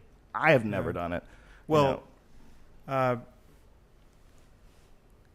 completely agree with that, except there's one caveat, which is I think that the center of the bullseye of altered states of meditation is not so altered. It's not. It's actually the thing that you want to realize from a contemplative point of view is not actually the same as the full kaleidoscope of effects you get from psychedelics. It's not just, and this is a distinction I made, I think, again, in The End of Faith, between the content of consciousness and realizing a specific property of the nature of consciousness. And there's no question that in our sort of ordinary waking consciousness, the content, the spectrum of content is trimmed down. I mean, we have, there's just a kind of a feeling of it's because it's all solid and it's just me here in my body. I'm kind of locked in my head, and it's you over there, and there's no the energy of the situation is quite limited. And there are not too many surprises. I mean, we have all kind of been taught neurologically to just perceive ourselves in the world. You give someone LSD or psilocybin or mescaline, and that begins to change radically, and it changes for everyone, and it can be terrifying, it can be incredibly blissful, but what happens is people are flooded with new content and new feelings of meaning and new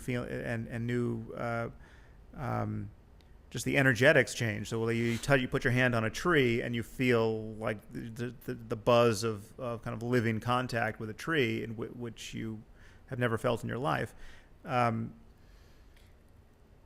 All of that, kind of the more aspect that you get with psychedelics isn't the point of meditation. And it comes with meditation. So if you go on, a 3-month retreat where you're just meditating 18 hours a day, and every time your mind gets lost in thought, you come back to the practice, whether it's, mindfulness, like Vipassana meditation or whatever it is, it could be yoga.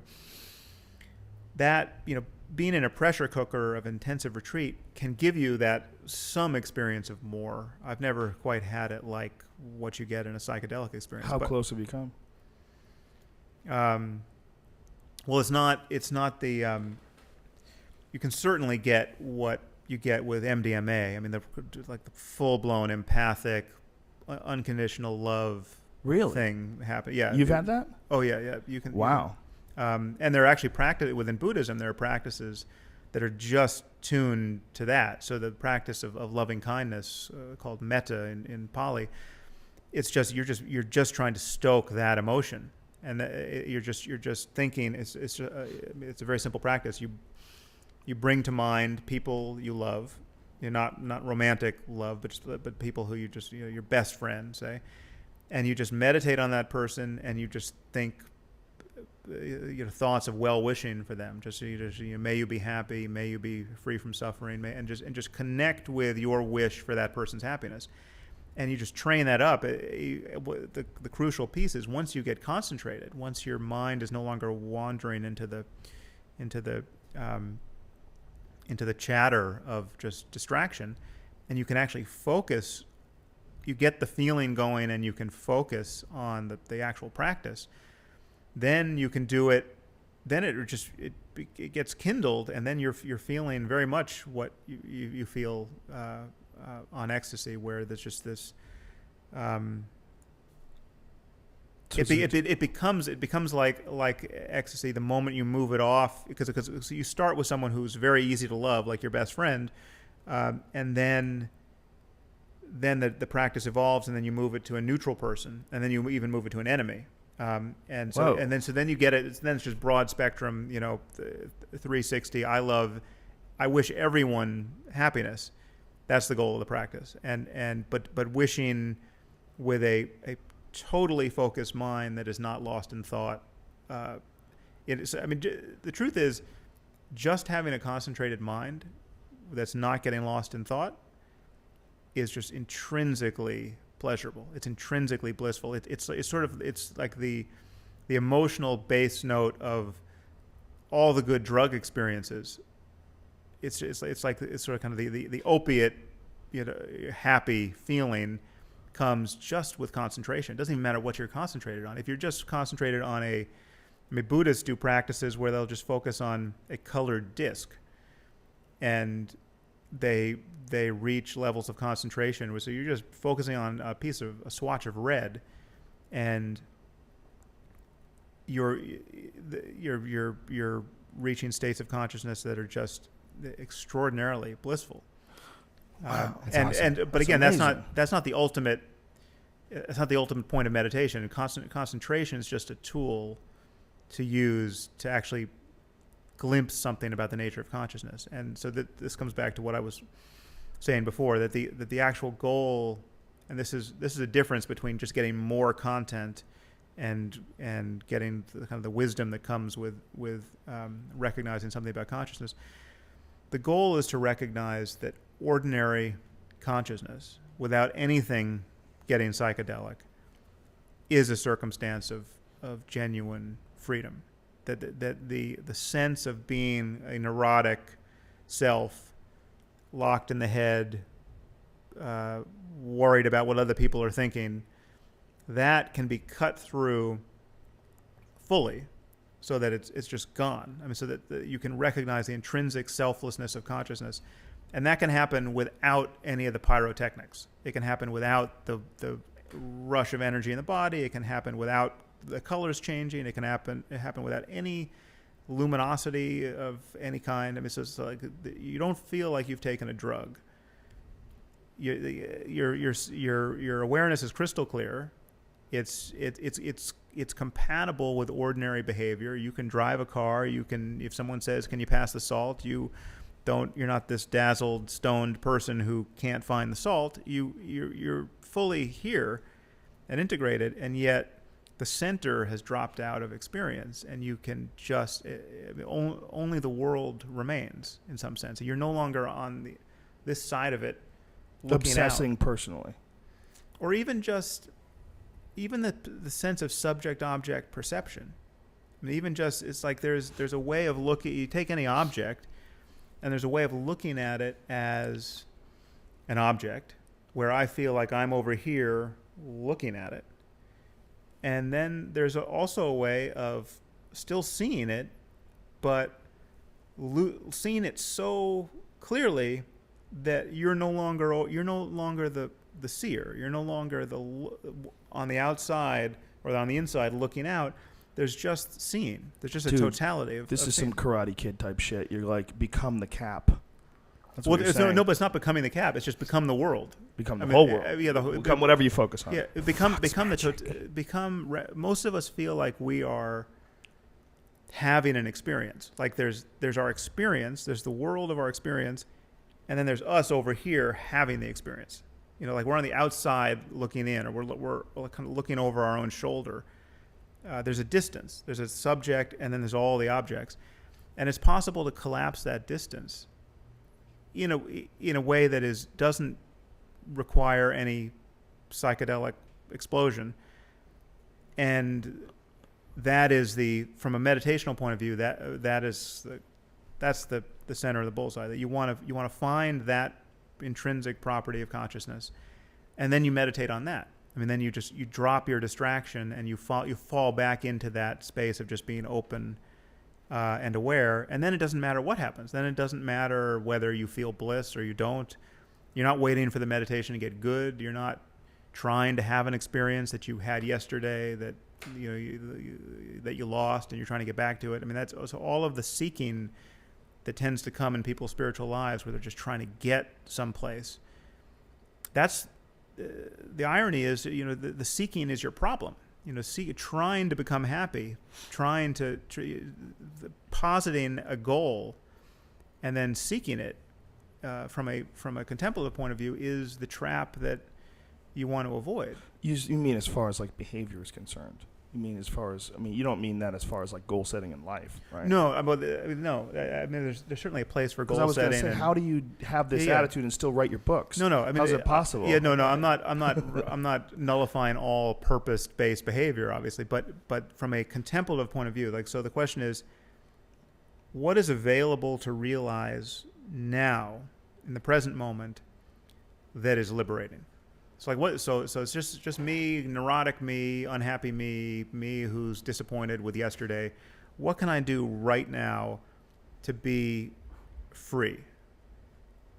Is that even possible? Does that question even make any sense? Now, some people would say, well, that doesn't make any sense. You know, you are just a monkey, or you're just an ape with various needs and desires, and you can be as happy as you can be, but there's nothing really profound to be realized about the nature of consciousness in the present. There's just you believing in certain things, wanting certain things, etc. And that's just not true. Now, it's completely rational that many people think it's true because they haven't had certain kinds of experiences. But the truth is and this is a truth that inconveniently for our sake is only really ever acknowledged in the context of religion. The truth is there actually is something more profound to realize about the present moment. And you get one look at that truth through the psychedelic experience, because it's just you being neurotic and someone hands you a tab of acid, and all of a sudden you are awash in an ocean of new content that is completely profound, and I mean, you've had no idea life could be so rich. Now, if you have a bad experience, you have a bad experience, and that's something else. But if you have a good psychedelic experience where you feel like Jesus, that proves to you that it's possible to be much, much deeper and happier and fulfilled than you realized. I read that you had a very similar experience to me when the first time you did MDMA, mm-hmm. and that was a real behavior changing experience for me. I remember when I did it, I really couldn't stop thinking after it was over, like, why can't people be like that all the time? What an incredible world it would be if people thought like that all the time. Would anything ever get done? I don't know, but boy, human interaction would be blissful all the time. Yeah, no, I mean, and again, I keep feeling just a civic responsibility to bracket all of my enthusiasm for psychedelics with the warning that I think some of them are more just biochemically more riskier than others, and some are just psychologically risky, and it's possible to have a bad experience and to really regret taking any of these drugs. So, well, if you have a hard time with reality, I say stay the fuck away from psychedelics. But even if you don't, even if you've had nothing but good experiences, you can suddenly start having bad experiences. I mean, that was my course. I took MDMA a few times. I took psilocybin a few times. I took acid, a dozen times or so, and I had, for the most part, especially with LSD, I had 10 perfect experiences where, afterwards it was unthinkable to me that anyone ever had a bad trip. I didn't even know what that. I couldn't even see the direction you would head to have a bad trip. Did anything change in your life before you had the bad trip? Like I don't know what the proximate cause. It's insecurity. No, I mean, but it's just. But then, I think this is. I don't know. I don't have any science to go on here, but anecdotally, I think this is a reasonably common experience where once you've had a bad trip, then the door is slightly ajar there, and you can find your way there in a way, kind of reliably. So I approach psychedelics with more caution now, and it's been years since I've done anything. But it's not that I wouldn't do it again. I probably would, but I would pick my moment wisely, because if as good as the good trips were, the bad trips were just as bad, and it's Well, So, the legal situation is very unfortunate because if it was legal, then we could have people that were experts on it, that were professionals, and they could distribute it and they could do it properly into the right environment, and we'd have, protocol and the correct things to do if someone is having a bad trip and they're in the, the safety and comfort of professionals and people that can let them know that everything's going to be fine and sort of steer it in one way or another. That's all something, the potential growth experiences, we're all missing out on those because of the illegality of it. But I agree with you that you should be really careful about anything you do, especially, I know people that they just, they get on Xanax and they lose their mind. I know people that just, things that seem to be mild and acceptable. I know people can't drink. Everyone's mind is very different biochemically, the way it reacts to different substances. Some people can't smoke. We were talking about this before. I know people that have given them pot and they swear there's something in it. They swear this is not pot. This is you're drugging me. And it's no, it's just pot, man. It's just your setup's different. There's a certain amount of immunity that I've developed that you don't have. Tolerance rather. Right. I think it's really unfortunate though that we can't experiment with these things, that they aren't like at a university level, that this isn't like normal. Well, so people are quietly doing research on basically everything now. I think I don't know if there's anything that you can't do research with at the moment, but it all is pretty quiet. But they're doing MDMA research, and actually I was at TED, and someone who's somewhat close to this research told me that they've been having such success with 2 sessions of MDMA therapy for PTSD that the military is now looking at using MDMA for I'd heard about that. 2 or 3 session protocol, which sort of, I think the jury's still out on the neurotoxicity of MDMA. I think there have been studies on both sides, but if it's just 2 sessions and you get some huge response rate for PTSD, that sort of gets around the neurotoxicity question, because it's not so toxic that you can't do it a few times or even a few more times than that. But yeah, so anyway, I'm not a psychedelics were truly indispensable for me at a certain time in my life in terms of just I was a hard enough case and skeptical enough that there was anything worth realizing through introspection, that it took just getting hurled over the wall for me to realize that there was any more to the world, and so then that gave me a basis from which to practice meditation and kind of look into these things. What do you think is happening in the psychedelic experience? I've heard the broad spectrum of you're just changing the brain chemistry, you're adding in a different element, it creates hallucinations, and because of those hallucinations, you get these profound feelings, and you can learn and grow from those feelings. 2, it's a radio, and you're tuning into another life form that only communicates with you through eating it. It's from another planet, and that's why there's a logos. That's why when you take especially high doses of mushrooms, you'll have people you'll have a language, whether it's internal or not, you don't really know. I mean, it could all be, how much of, if you can see any of that stuff, I mean, how much of that is just firing against the different parts of your brain that causes visions? I mean, what do you think is happening in a psychedelic experience? Well, so I blogged about this. I wrote an article titled which was "Drugs and the Meaning of Life," and so I, in a footnote, I differentiated those 2 kinds of psychedelic experience, because there is the one experience which is again, personal. Even if it's transpersonal, it doesn't put you in dialogue with anything else, or doesn't seem to put you in dialogue with anything else. And that's the only kind I've ever had. I've never had the experience where you're the Terence McKenna style. I'm now in the presence of the other, talking, and receiving information that I couldn't have had any other way, or I don't think I could have had any other way. So for people who have had that experience, it seems rational to say that it's putting you in touch with an other in some sense. It's not just you. It's not just an expanded you, or just the universe without your ego involved. It's actually putting somebody else's attention on you, and now you're in dialogue. Now that's an experience I haven't had, and so I can't really. But the thing is that the test of the validity of that experience is pretty straightforward. I mean, if you're getting information that you couldn't have any other way, that should be provable.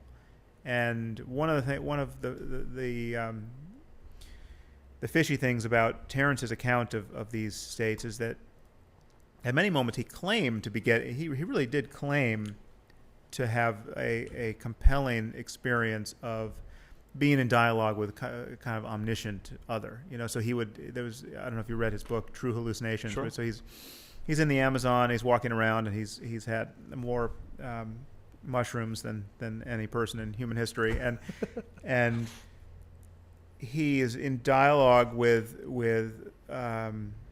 it's a very readable book, very fun read. Some very out there ideas in there, and so I'm going to summarize. I'm going to falsify by summarizing what he was claiming to be in dialogue with. But he's in dialogue with some omniscient other, and it's just so he's pointing to a species of plant that he doesn't know the name of. Terence had a lot of botanical knowledge, but he's pointing to plants that he doesn't know the name of, and he claimed he's just getting the Latin name in his head beamed to him by the other. Right now, that would be it's been a little while since I looked at the book, but if you're of a scientific frame of mind, you actually want to establish whether this is more than just your experience. That's the kind of thing that's very testable. I mean, you could say, listen, I didn't know any of these plants, and I've never taken a course in botany, or I'm going to give the same dose to someone who I really doesn't know a damn thing about botany, and we're going to see how many of these species of plants he can name. And that's just, that would be, it's as easy as testing psychic phenomenon in an ordinary sense. And sure, if you could attach it scientifically. If you could just get information. One unique experience, though. But it's did you remember any of those names? Or did he forget? Well, he didn't. So Terence was so smart, but he was not the most rigorous at the margins of his rap on what is real. He was more poet than scientist when he would get to some of these crucial moments. And so, I haven't seen in his work any effort to be really rigorous and say, okay, I had this experience where I was getting information that I know was not my own content. It was not based on prior learning, and it was not just merely imagined. It was real information. And here is how I went about trying to authenticate that it was real information. Because he talks about just being able to close his eyes and see alien civilizations. Obviously, that's hard to authenticate. But, see historical periods and see... he used to say that? Yeah, really? yeah. No, yeah. So he would... What book is that in? It was in some of his talks. He's probably high as fuck.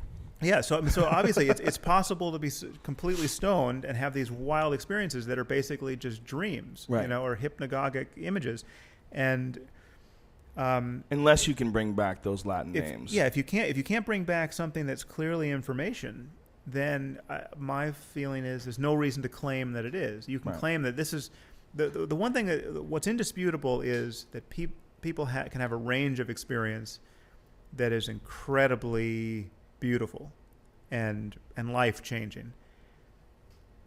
And then a certain percentage of people feel the need to tell a metaphysical story about the significance of those experiences. And religion is in the business of enshrining specific metaphysical stories as the ultimate truth. We know they can't all be true because they're all mutually canceling. Which is to say, if Christianity is true, Islam is false, and vice versa. But the psychedelic experience falls into the same under the same rubric. I mean, you can have all of these experiences and not know what they mean, and be very humble about what you don't know, and still value the experiences. Or you can say, oh no, I'm in contact with the Pleiadians, and they live in a star system, and they're sending messages, blah blah blah, and then you're just part of the cacophony of New Age claims that are that are unsubstantiated. So I didn't know that he had claimed that. That is really pretty funny. But one of the things that he did claim was that he was high on mushrooms, and they were communicating with him, telling him to create a map of time out of the I Ching. That's something he worked on. Well, it was the whole time wave. Yeah. But that's another thing that just, he played some mathematical game with the end date, right? The King Wen sequence in the I Ching, and I don't think he did it. I don't think he was alone for this. I think he found some mathematically talented or crazy grad student to help him with this game. But he got some pattern of novelty. Yeah. But again, I mean, how you define novelty is so sketchy, and yeah. So I never wanted to go down that particular rabbit hole with him. But yeah, if the world ends in 8 months or whatever it is, as he predicted. Well, he didn't even predict it. Or the singularity happened, or something huge. What he predicted is the asymptotic achievement of novelty on December 21st, 2012. Whatever that means, it's going to be the most novel day in the history of the universe, and nothing will be the same. So if December 22nd dawns and basically we've just had another news cycle and it's just Fox News versus CNN, we'll know that novelty theory was wrong, and then there'll be the percentage of devotees who just think it's kind of time shifted in some crucial way. He's giving us fun a few to more follow because he was such an entertaining speaker, and I think that was Brilliant part of the speaker. problem. The problem was that he was so entertaining and engaging that he sort of was a prisoner to his gift, and his gift was to tell these compelling stories. And if a story wasn't so compelling, well, move things around and make it compelling. Yeah. And unfortunately, I really found out recently because of people on my message board kind of illuminated this to me.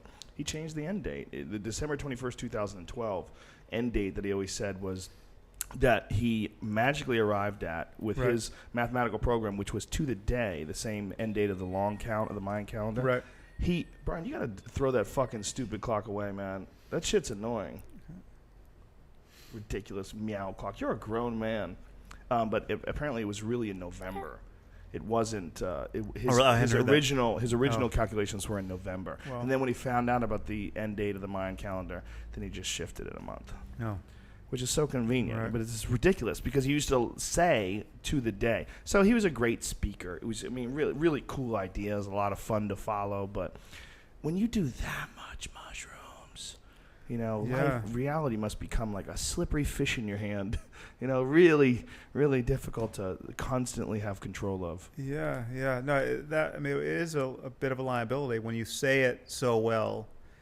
You can get carried away with just the experience of saying it that well, and to some degree, it's true with writing. You can have I think Freud's influence is outside influence, which is kind of inexplicable given how crazy some of his ideas were. Is born of just the quality of his writing. Freud was a great writer, and it's just, the whole mythology he created for what's going on in our heads. Fascinating. It's fascinating, but it's just like, it's so much of it is cocaine-based. Should have been obviously bogus, but he's a damn good writer. Yeah, well, to this day, people, talk about Freudian slips, that somehow there's dick going on in the back of your mind all day. And well, it's not that it's, your mother and there's a lot of unconscious processing going on. Sure. And this is actually the subject of my current book, very short book on free will, speaks to that it's just the sense that we have of being the conscious authors of our thoughts and actions, we know is false. Now, it's not false in the Freudian sense that we've got the id and the superego and the ego at war, and it's all being driven from behind by a kind of intelligence that's consciously editing what we can consciously know. But there's most of our what's going on in the brain is unconscious, and most of it's not even potentially conscious, and that actually explains a lot of the change you get with psychedelics, because you change the biochemistry enough, you're playing with the margin of what's conscious and what's potentially conscious, and we are potentially conscious of a lot of things we don't tend to be conscious of, and that it completely transforms our experience. But there's a lot that we're not just potentially conscious of, that the brain is doing, and it is everything we are conscious of is dependent upon all of that work. So, for instance, the fact that you are hearing my words as words right now, because you speak English, and I'm speaking in English, and you're parsing, so I'm making sounds, and you're not making any special effort to hear words. You're just hearing words. In fact, you couldn't not hear words if you tried. I mean, the words are coming, and you're understanding them, and I'm going to get to the end of this sentence sometime, and we'll both recognize that it was more or less grammatically correct. All of that is happening unconsciously, and you're not, and you're just conscious of understanding what I'm saying or not, based on whether I'm following the rules of English grammar or not. But I'm not aware of what's allowing me to follow the rules. You're not aware of what's allowing you to detect my errors. And the truth is, from a conscious perspective, I don't know how I get to the end of the sentence. I mean, this is really like all of this experience of talking is riding atop a machinery that I can't inspect. And when it fails, it's a surprise, and I don't know why it failed. And so that's just talking about, parsing speech, but all of our thinking and behaving and wanting and doing, all of our inner life is made of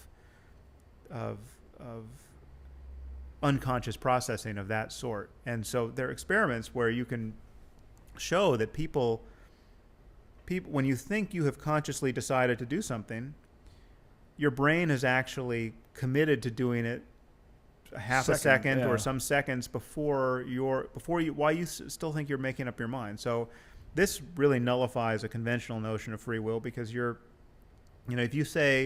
you give me two buttons to push, and I can push either one I want, and I can push them when I want, and you just tell me to make up my mind, and I go back and forth and say, I'm going to push the left one, completely free choice, I did it, no one forced me to do it.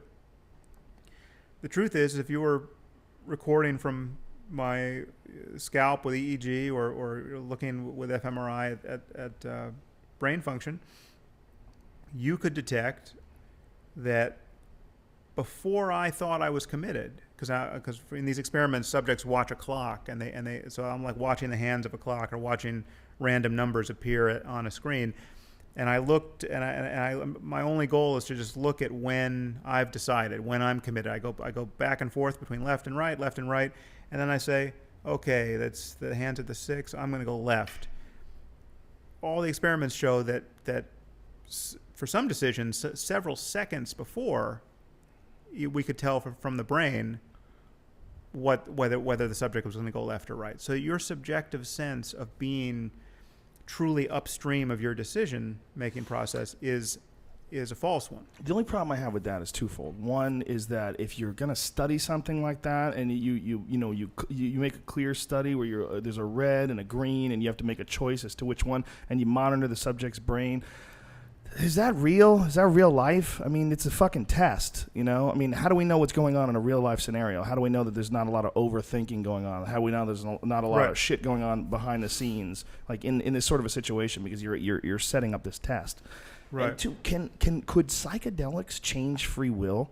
If a psychedelic experience changes your whole tune, could it literally change what decisions you would automatically make? I mean, if there is no free will, if free will is just your mind for whatever reason goes left or right based on morals or ethics or what feels right or what feels wrong, in that sense, wouldn't psychedelics be able to change free will?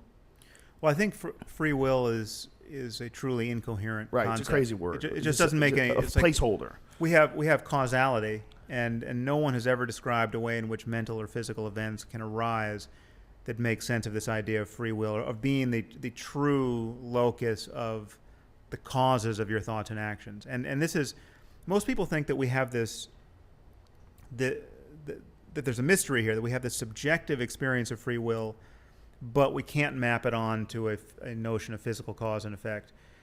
But I think if you look closely, you realize you don't even have the subjective experience of free will. So if I ask you, think of an MMA fighter. Okay. Okay. So did you get one? Yes. Okay. Who'd you think of? George St. Pierre. Okay. So now, why didn't you think of Matt Hughes? Okay. Now, whatever story you're going to tell now whatever. is meaningless, right? Meaningless. So, like the truth is, you're not in a position to know why you thought of George St. Pierre, Right. and so okay, there are all these MMA fighters whose names you know, and you know them as well as you know George St. Pierre's name. You could have thought of Overeem, or there's hundreds Right. you could have thought of, right? Right. And you let's say you thought of a few, and then you settled on one to tell for the purposes of telling me. Right. So you thought of so you got Hughes, and you got Overeem, you got St. Pierre, and then I said, well, who was it? And you say, well, St. Pierre, right?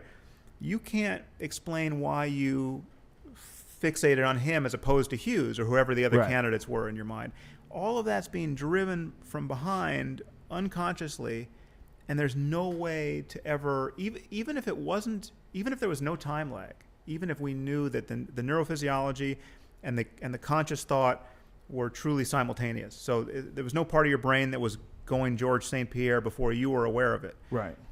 It's still a mystery as to why it is what it is. Right, but that's sort of an answer to a question with no consequence. When it comes to something with consequence, isn't there free will then? When someone contemplates the results of their actions, and I mean, isn't that what we really truly consider to be free will? Is you look at something and you say, should I hit this old lady with my car? No, I should not, Right. because I have free will. I mean, even if there's some sort of a decision that had green lit in your brain seconds earlier than that, no, we're not going to run over this old lady.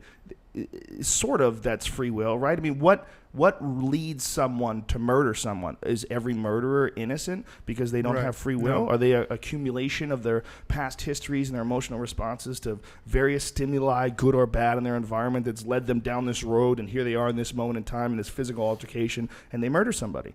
Do they Right. not have free will? Right. Yeah. Well, so all good concerns.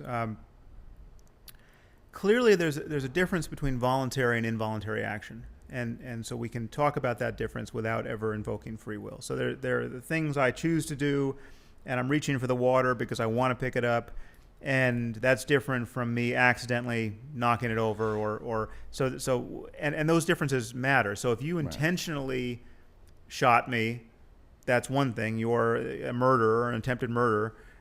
If you accidentally shot me because you were cleaning your gun, there was no intent, and that says a lot of you're a very different person in the world. You're not the person who intentionally shot me, so we don't have to worry about you in the same way.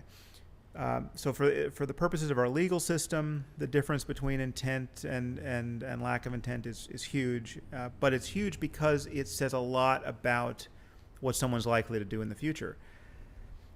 The payoff is that there are I think understanding that the incoherence of free will does subtly change your morality and would change our legal system in small but crucial ways, because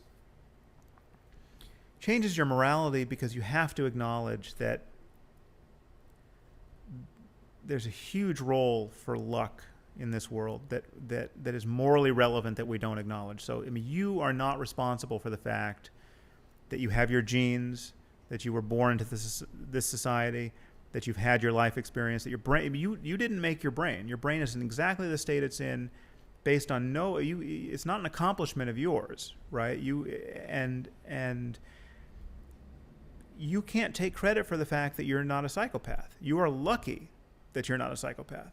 On some basic level, you would be unlucky to have the genes and the life experience that would make you want to get up tomorrow morning and kill kids. Do you think that that sort of a pathology is inherently genetic? Do you think that's environmental? Whether it's a combination of it's a combination. It's significantly genetic, but it's a combination of environment. But you didn't pick your environment either, right? But it's not something that someone can avoid based on a bunch of different circumstances happening to them. Yeah. So I'm not negating the role of human effort and human intention, and we can change ourselves. We can get in shape. We can learn new skills. We can improve relationships. There's everything about what people want to do with their lives can be conserved, but the truth is some people are much luckier than others. I mean, Absolutely. it's like, and no one can take credit for the fact that they're intelligent, that they're good looking, that they're. I mean, it's like so. You say this, but what about The Secret? Right. Yes. Yes. That talk about dangerous nonsense. Did that drive you crazy when that was yeah. when that was all coming out? That was. That was the most irresponsible thing in the world. From Fucking- Oprah's. I mean, Oprah's boosting of that book was journalistically irresponsible in a way that few things. It was could amazing equal. watching people Yeah. run with it, though. People that were Yeah. convinced that all of a sudden they were going to create their life with their imagination. Right. But sort of, there is some sort of an impact that your thoughts and mind have on the real world. Oh no, it's Positive energy, psychic energy. Yeah, There's something there. Yeah, if you're a nice person and you're Yeah. thinking nice thoughts about people, they're going to notice that and like you, and that becomes a self-fulfilling loop. I mean, you are like if you are an angry person who's always noticing what's wrong with the people around you, that's very hard to keep to yourself. Right. And people begin to treat you a certain way, and it becomes self. So you think it's fulfilling. entirely social, as Well, no, far but as the but they're- consequences of thought? Well, there's not. I wouldn't attribute any spooky level to it. It's all understandable. Have you ever seen like mass prayers where they work on a certain, thing, and everybody together try to pool up their energy? Right. It's That never would been be really- so. It would be so easy to demonstrate that. Yeah. And there's been so much prayer. I mean, it's just. I mean, this is what the great. The website. Why does God hate amputees? I mean, because so you have all these people who believe they've been healed through intercessory prayer of their cancer and all these other diseases that are self-limiting. You never hear of somebody who's prayed to grow back an arm and said, look, here's a picture of me without an arm, and now they're both back. And I'm like the human salamander.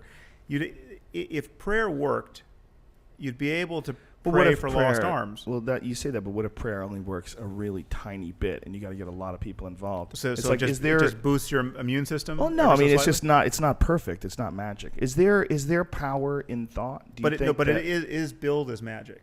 Yes, it is billed as magic, but God we're can do assuming, whatever he wants. Okay, God. If we're talking about God, I'm talking about groups of people praying for things. I'm talking about using their energy of their thoughts. I'm not really talking about invoking a higher power. I'm just talking about. But they think they are. That's so. Yeah. I was tilting at but with Art Bell, you remember that show? Art Bell, Coast to Coast, werewolves at 3:00 in the morning when you're driving on AM radio. Right. I believe he did some sort of a test where they tried to influence something, whether it's weather or something, with a gigantic mind meld. But it wasn't a religious thing. I think the idea was can you get a bunch of people to concentrate on something, and do we have like the most minute ability to influence things, and together we could do something measurable. But I don't know if anybody ever did anything that was actually there are measurable. a lot of people who have done research of that kind, and what they claim is just that these micro departures, these micro effects that when you aggregate them over many, many trials represent huge statistical departures from chance. And most people in the skeptic community find that completely unpersuasive. Because have you looked into it at all, like random number generator influence? Yeah, so I haven't, apart from just reading a couple of books, like Dean Radin's book on the conscious universe. It's what you come down to. There are just meta-analyses of someone's statistics and the concern on the part of skeptics that there are frauds involved, or there's just a file drawer effect where people are not reporting their failures and they are reporting the positive results. And so there's just what you should be able to find is if these are real abilities that really matter in terms of tangible results. You should find someone who can come into the lab and demonstrate telepathy or clairvoyance or whatever the thing is you're interested in. And so that it's really, it should survive the presence of a skeptic like James Randi, who's a professional magician who knows how to fake these mentalist games.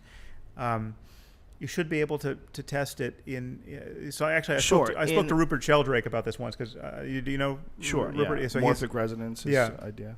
So he's a big advocate of the scientific testing of these phenomenon, but he's very he's a believer. He's a real believer, and he's published essays or articles on pets that know when their owners are going to come home, and so he's got the camera on the dog, and the owner's headed home, and he's got them time synced and showing the effect of the dog getting up at the right time, and he's very into the idea of democratizing science, where you can get thousands of people doing these tests on their own and showing some effect.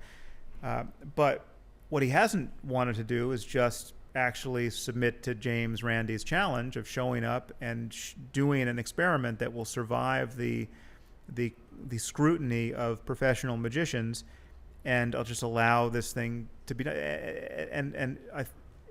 It's just people find James Randi's skepticism so unpleasant that they think that would nullify the experiment or somehow, or they're not going to submit to it. But James Randi has put up $1 million to anyone who can show some positive result.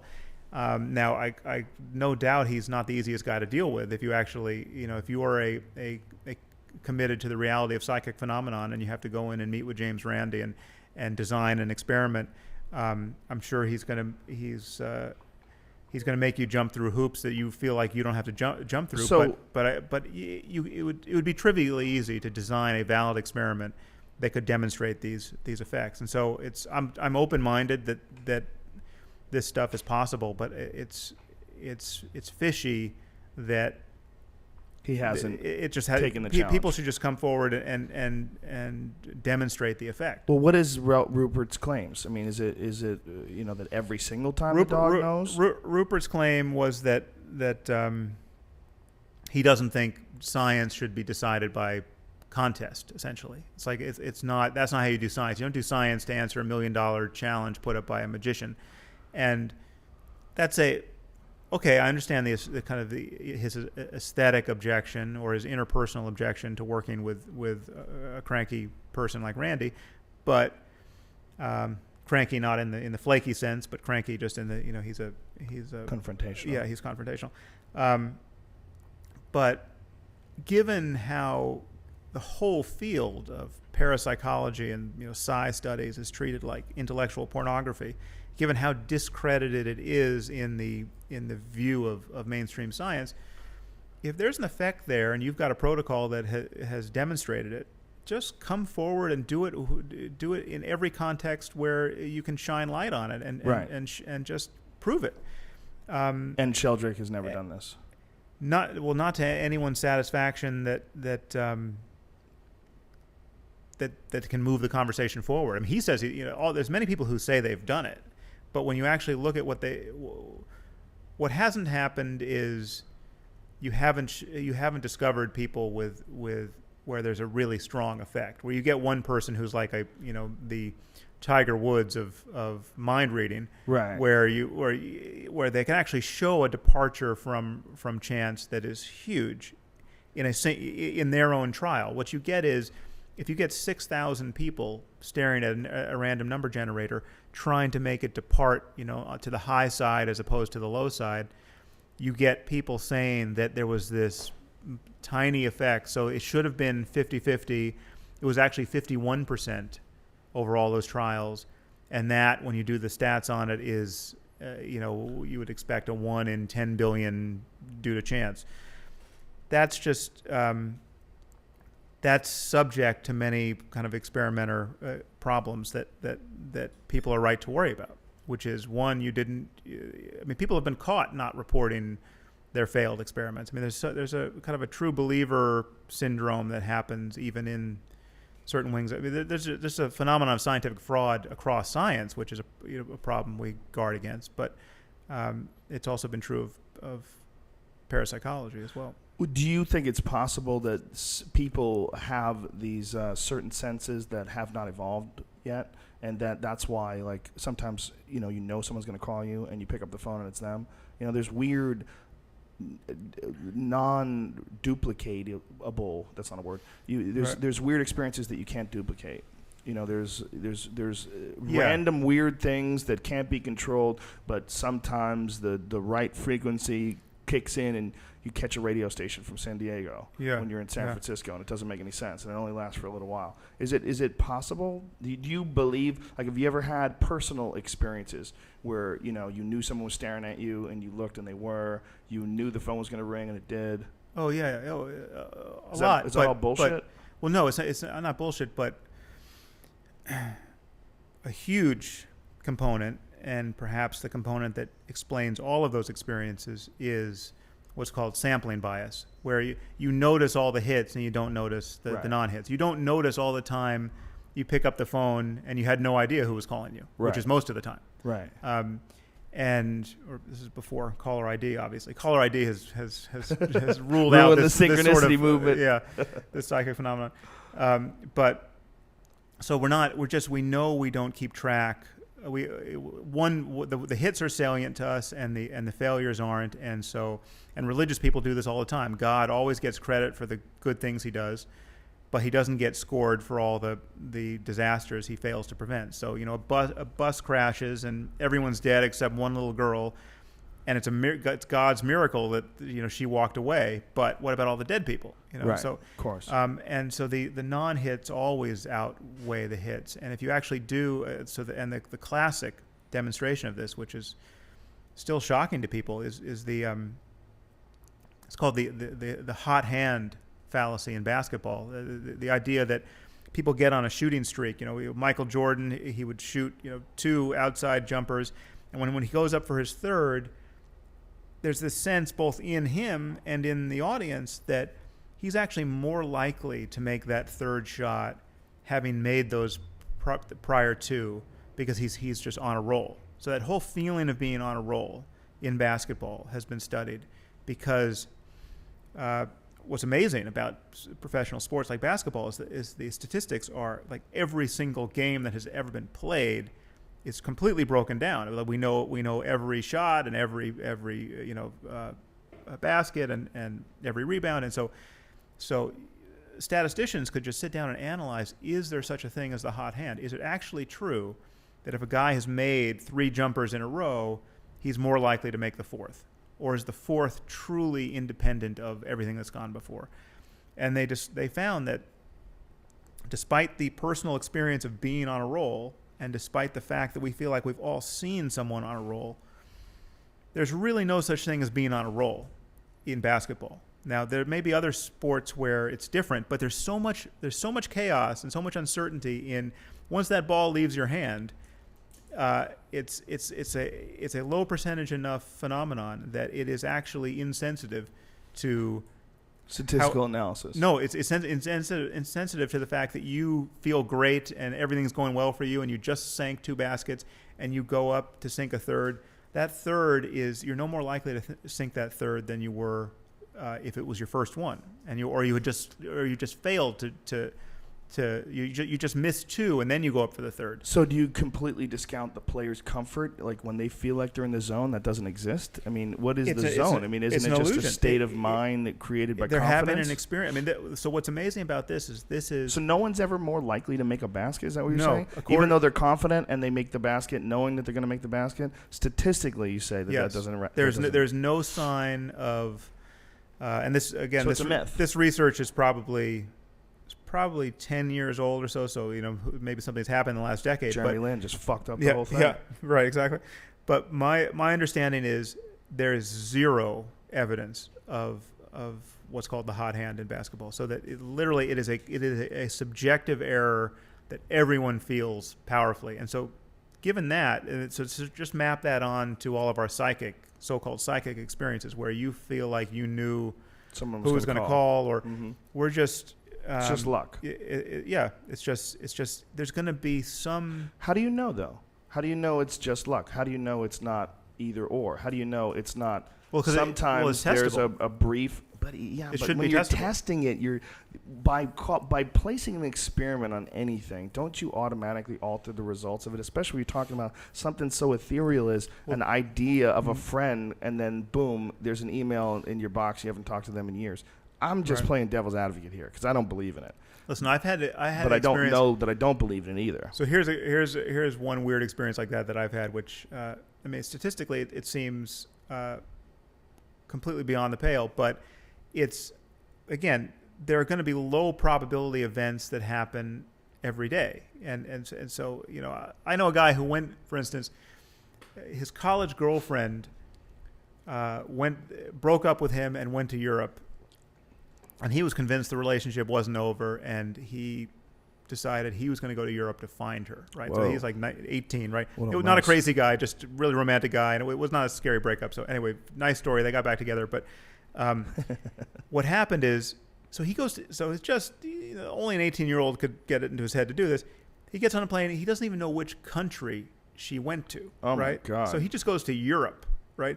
He goes to Spain because he speaks Spanish, and Starts asking he's for Monica. he's like 10 days into his trip, and so he's in Barcelona, and some tourists other tourists hand him a camera and said, "Will you take our picture?" And he picks up the camera and he's taking their picture, and into frame walks his ex-girlfriend, right? So he's found, like, within 10 days he just found her in. So what are the chances of that happening? Well, pretty small, right? But that stuff happens to people. It would be a miracle if low probability events never happened. You know, it's like if it would be a miracle if no one in human history ever had a story like that to tell.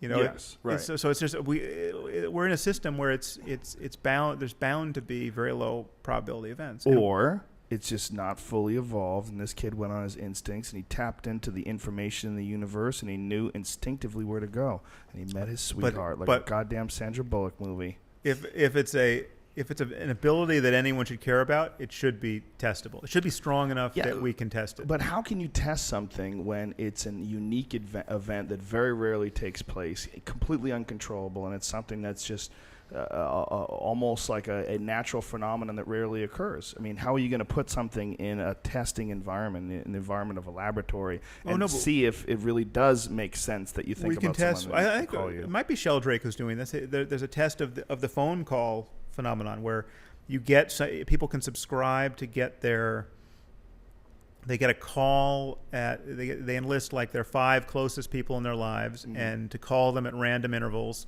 You know, I guess they disable their caller ID or whatever, and you can just set this up so that it's still not a true moment because they're acting on an experiment. But then it's how not do you a know real... that someone calling you might not just be calling you because they tapped into this idea of loving you and this idea of missing you, and that is the tune that breaks through all the way to you and causes you to look at your phone right when they tune in. That's not replicatable. Replicatable? That's not a word.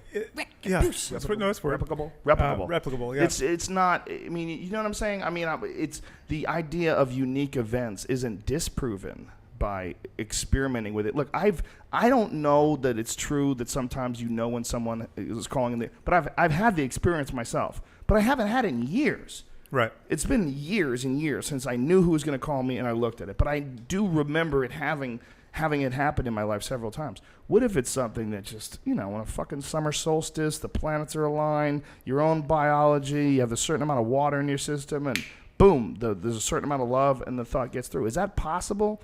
Well, sure, it's possible, but the question is, what? Even if it's true, given this description, it doesn't really seem to matter. Because then they're all so it's because it's not. Well, it's fascinating. No, but it doesn't. It's like it's not a matter of just. It's not a sign of how connected you are with the person, because sometimes it's somebody you don't even like, right? Mm-hmm. It's not a measure of how crucial it is that they reach you at that moment, because sometimes it's completely trivial, and then other times when someone really had to get a hold of you because your dad was sick.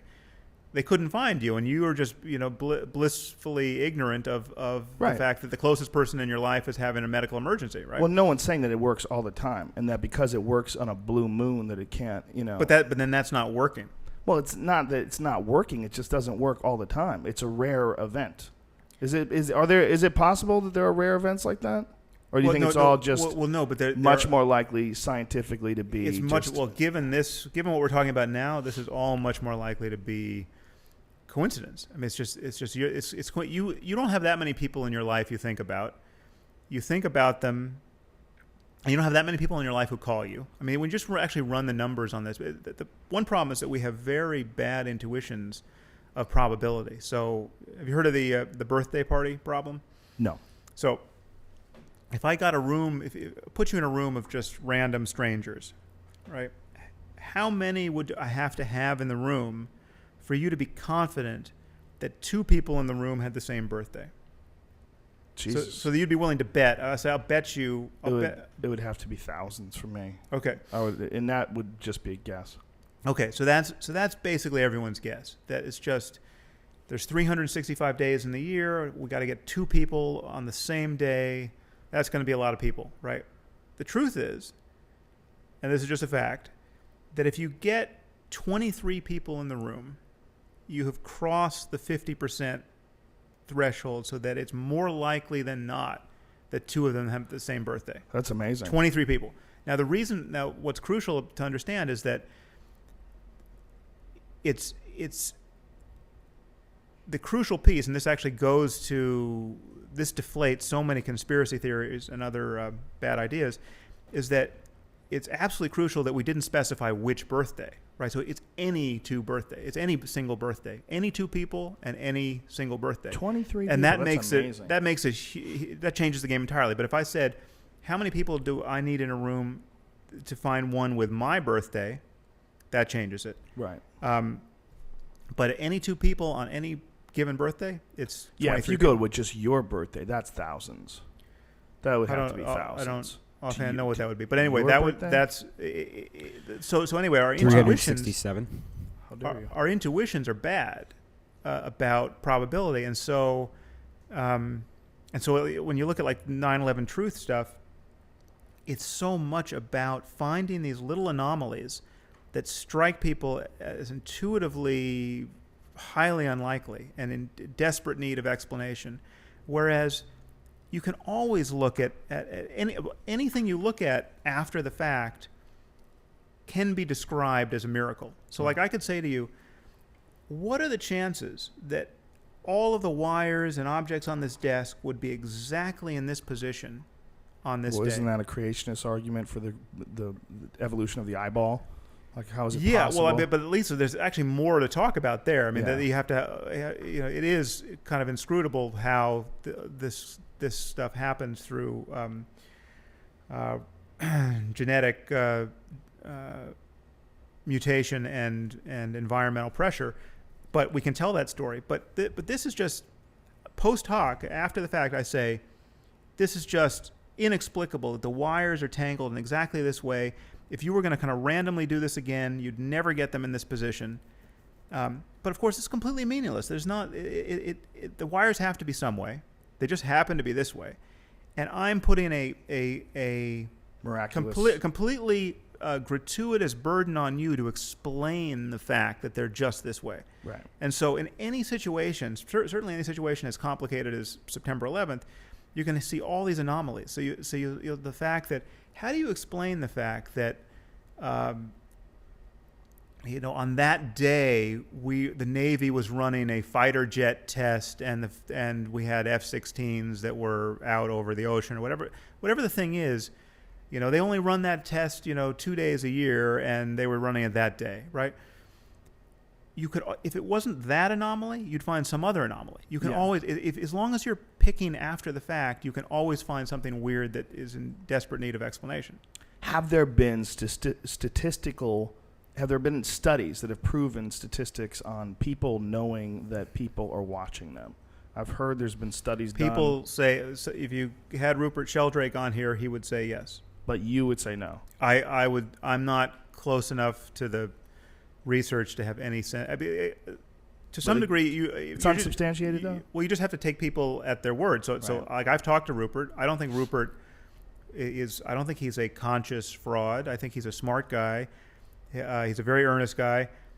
Is he lying about what he thinks he knows, or is he self-deceived, or has he been deceived by unscrupulous people, or confirmation bias? Yeah, exactly. So it's just the problem is that it's so fringe, and so many people want to believe it's true, that it's easy to worry that it hasn't really been fully the bushes haven't been beaten hard enough to find all the errors and the biases and the frauds. But if there's a real phenomenon there, it should be testable, and it shouldn't be vulnerable to the slightest quirk of, that experimenter had a bad vibe or was too skeptical and therefore killed the effect. It just, especially when you're talking about people who actually claim... So that's not real. If is it possible that someone could be the experimenter that could have a bad vibe and be too skeptical? You could set up an experiment that is negative energy. You could set up an experiment where the experimenter was 5,000 miles away or had really good vibes. You could put the true believers in, kind of the coach. You could put a completely friendly coach who was, Sylvia Brown, crazy, fraudulent psychic Sylvia Brown. She could be there working her magic, and just helping you could surround them with only true believers if you wanted to. You could design the experiment in such a way. So you could make the vibes as nice as you want. It's just that's anyone who's there's a fundamentally unscientific attitude you get from many people in this area of the human conversation, which is science is reductionistic. It's hypercritical. It's life destroying. There's this whole area of truth that science in principle can't touch. And that's just not true. It's like if it's a real phenomenon, science is the best way to touch it. There's certain things that it's hard to figure out how you would do the experiment. It's hard to figure out how to get it in the lab. And how to get it to where the person who's doing the experiment is not being influenced by the fact you're experimenting on them.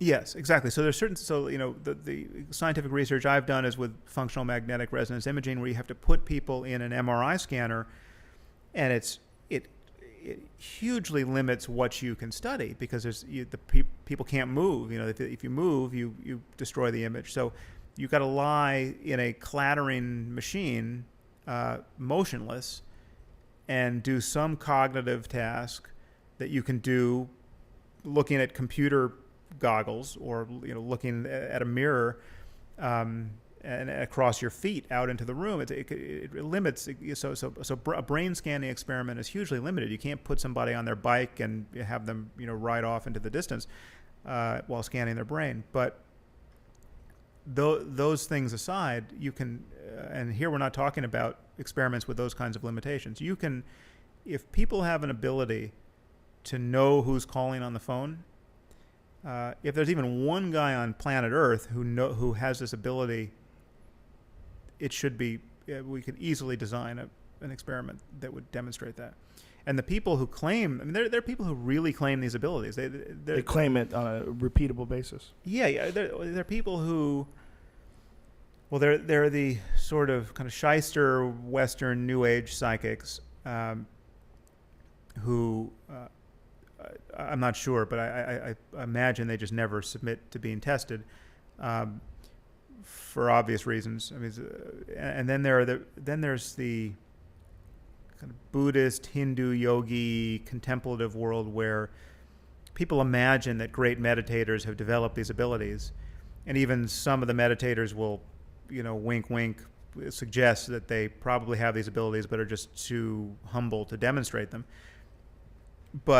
And there's sort of a kind of religious taboo against demonstrating them or challenging them or submitting them to tests. But in the contemplative world, among Buddhists and Indian yogis, there's actually a straightforward path to developing these skills. There's just a recipe. You could go into you could go ask the Dalai Lama, how could I learn to read people's minds? He has an answer to that question. It's not like, well, it's just a matter of whether you're gifted or not. No, this is like you can basically get a PhD in reading people's minds among Buddhists and Hindus. So the people who've done that, why don't they get tested? It's not because what they're claiming is not an ability to make a random number generator jump slightly if they've got 5,000 people sitting next to them also doing it. They claim just huge abilities are possible for meditators who've reached certain levels of concentration. There are people who the stories are as crazy as anything you've heard. What about remote viewing? That's probably the craziest shit of all time, right? Is that ever been disproven? That's clearly disproven? Well, never been proven? It's just vague enough. Well, first of all, there are magicians like also the British magician Darren Brown. I got to pee again. Yeah, so I forgot to pee. I'm drinking these gigantic things. I'm so non-psychic. We got 5 minutes for the thing. Well, it's... I'm so non-psychic that I forgot I had to pee. That's how in touch I am with my physical reality. This has been a really fascinating conversation, man. We could go on for hours and hours. How long was that? Again. Almost 3 hours. No, really? Yeah. Wow. Yeah, we're down 5 minutes away from 3 hours. I hope we didn't kill our audience. No, are you kidding, man? People love this shit. Look, I think your devotion to the scientific method and exploring everything is very admirable. It's very interesting and unique, and we've never had anybody on the show that breaks things down in that way before. It's really, really been really cool. Follow him on Twitter, samharris.org, and check out all of his books, from Letter to a Christian Nation was the first one that I ever read, to End of Faith, and what is the most recent one? The Moral Landscape, and Free Will is the most recent one. And Free Will is the PDF. It's a downloadable, small... no, that's Lying was a short essay. That's a book on the ethics of lying. Is it samharris.org? Is that the best place to go to for everything? Yep. Dude, we got to do this again, man. We didn't even touch jiu-jitsu. It's a real pleasure. We didn't talk about martial arts. We got all up in jihad and a little bit of drugs. It was great, man. Yeah. Awesome time. Yeah, likewise. We can do this over and over again. So, ladies and gentlemen, that's it. Follow him, buy his stuff. Sam Harris is the fucking man, and this show's over. Thanks, everybody. See you soon. See you this week. We got a lot of people coming up. Who the fuck do we got, Brian? At the Ice House? Yeah, we got Joey Diaz doing a podcast on Friday. Felicia Jason Silva's coming back on Tuesday. Aubrey Marcus is coming back next week. Yeah, we got a lot of people, too. We got a lot of people. All right. We love you, bitches. Thanks for everything. Bye-bye.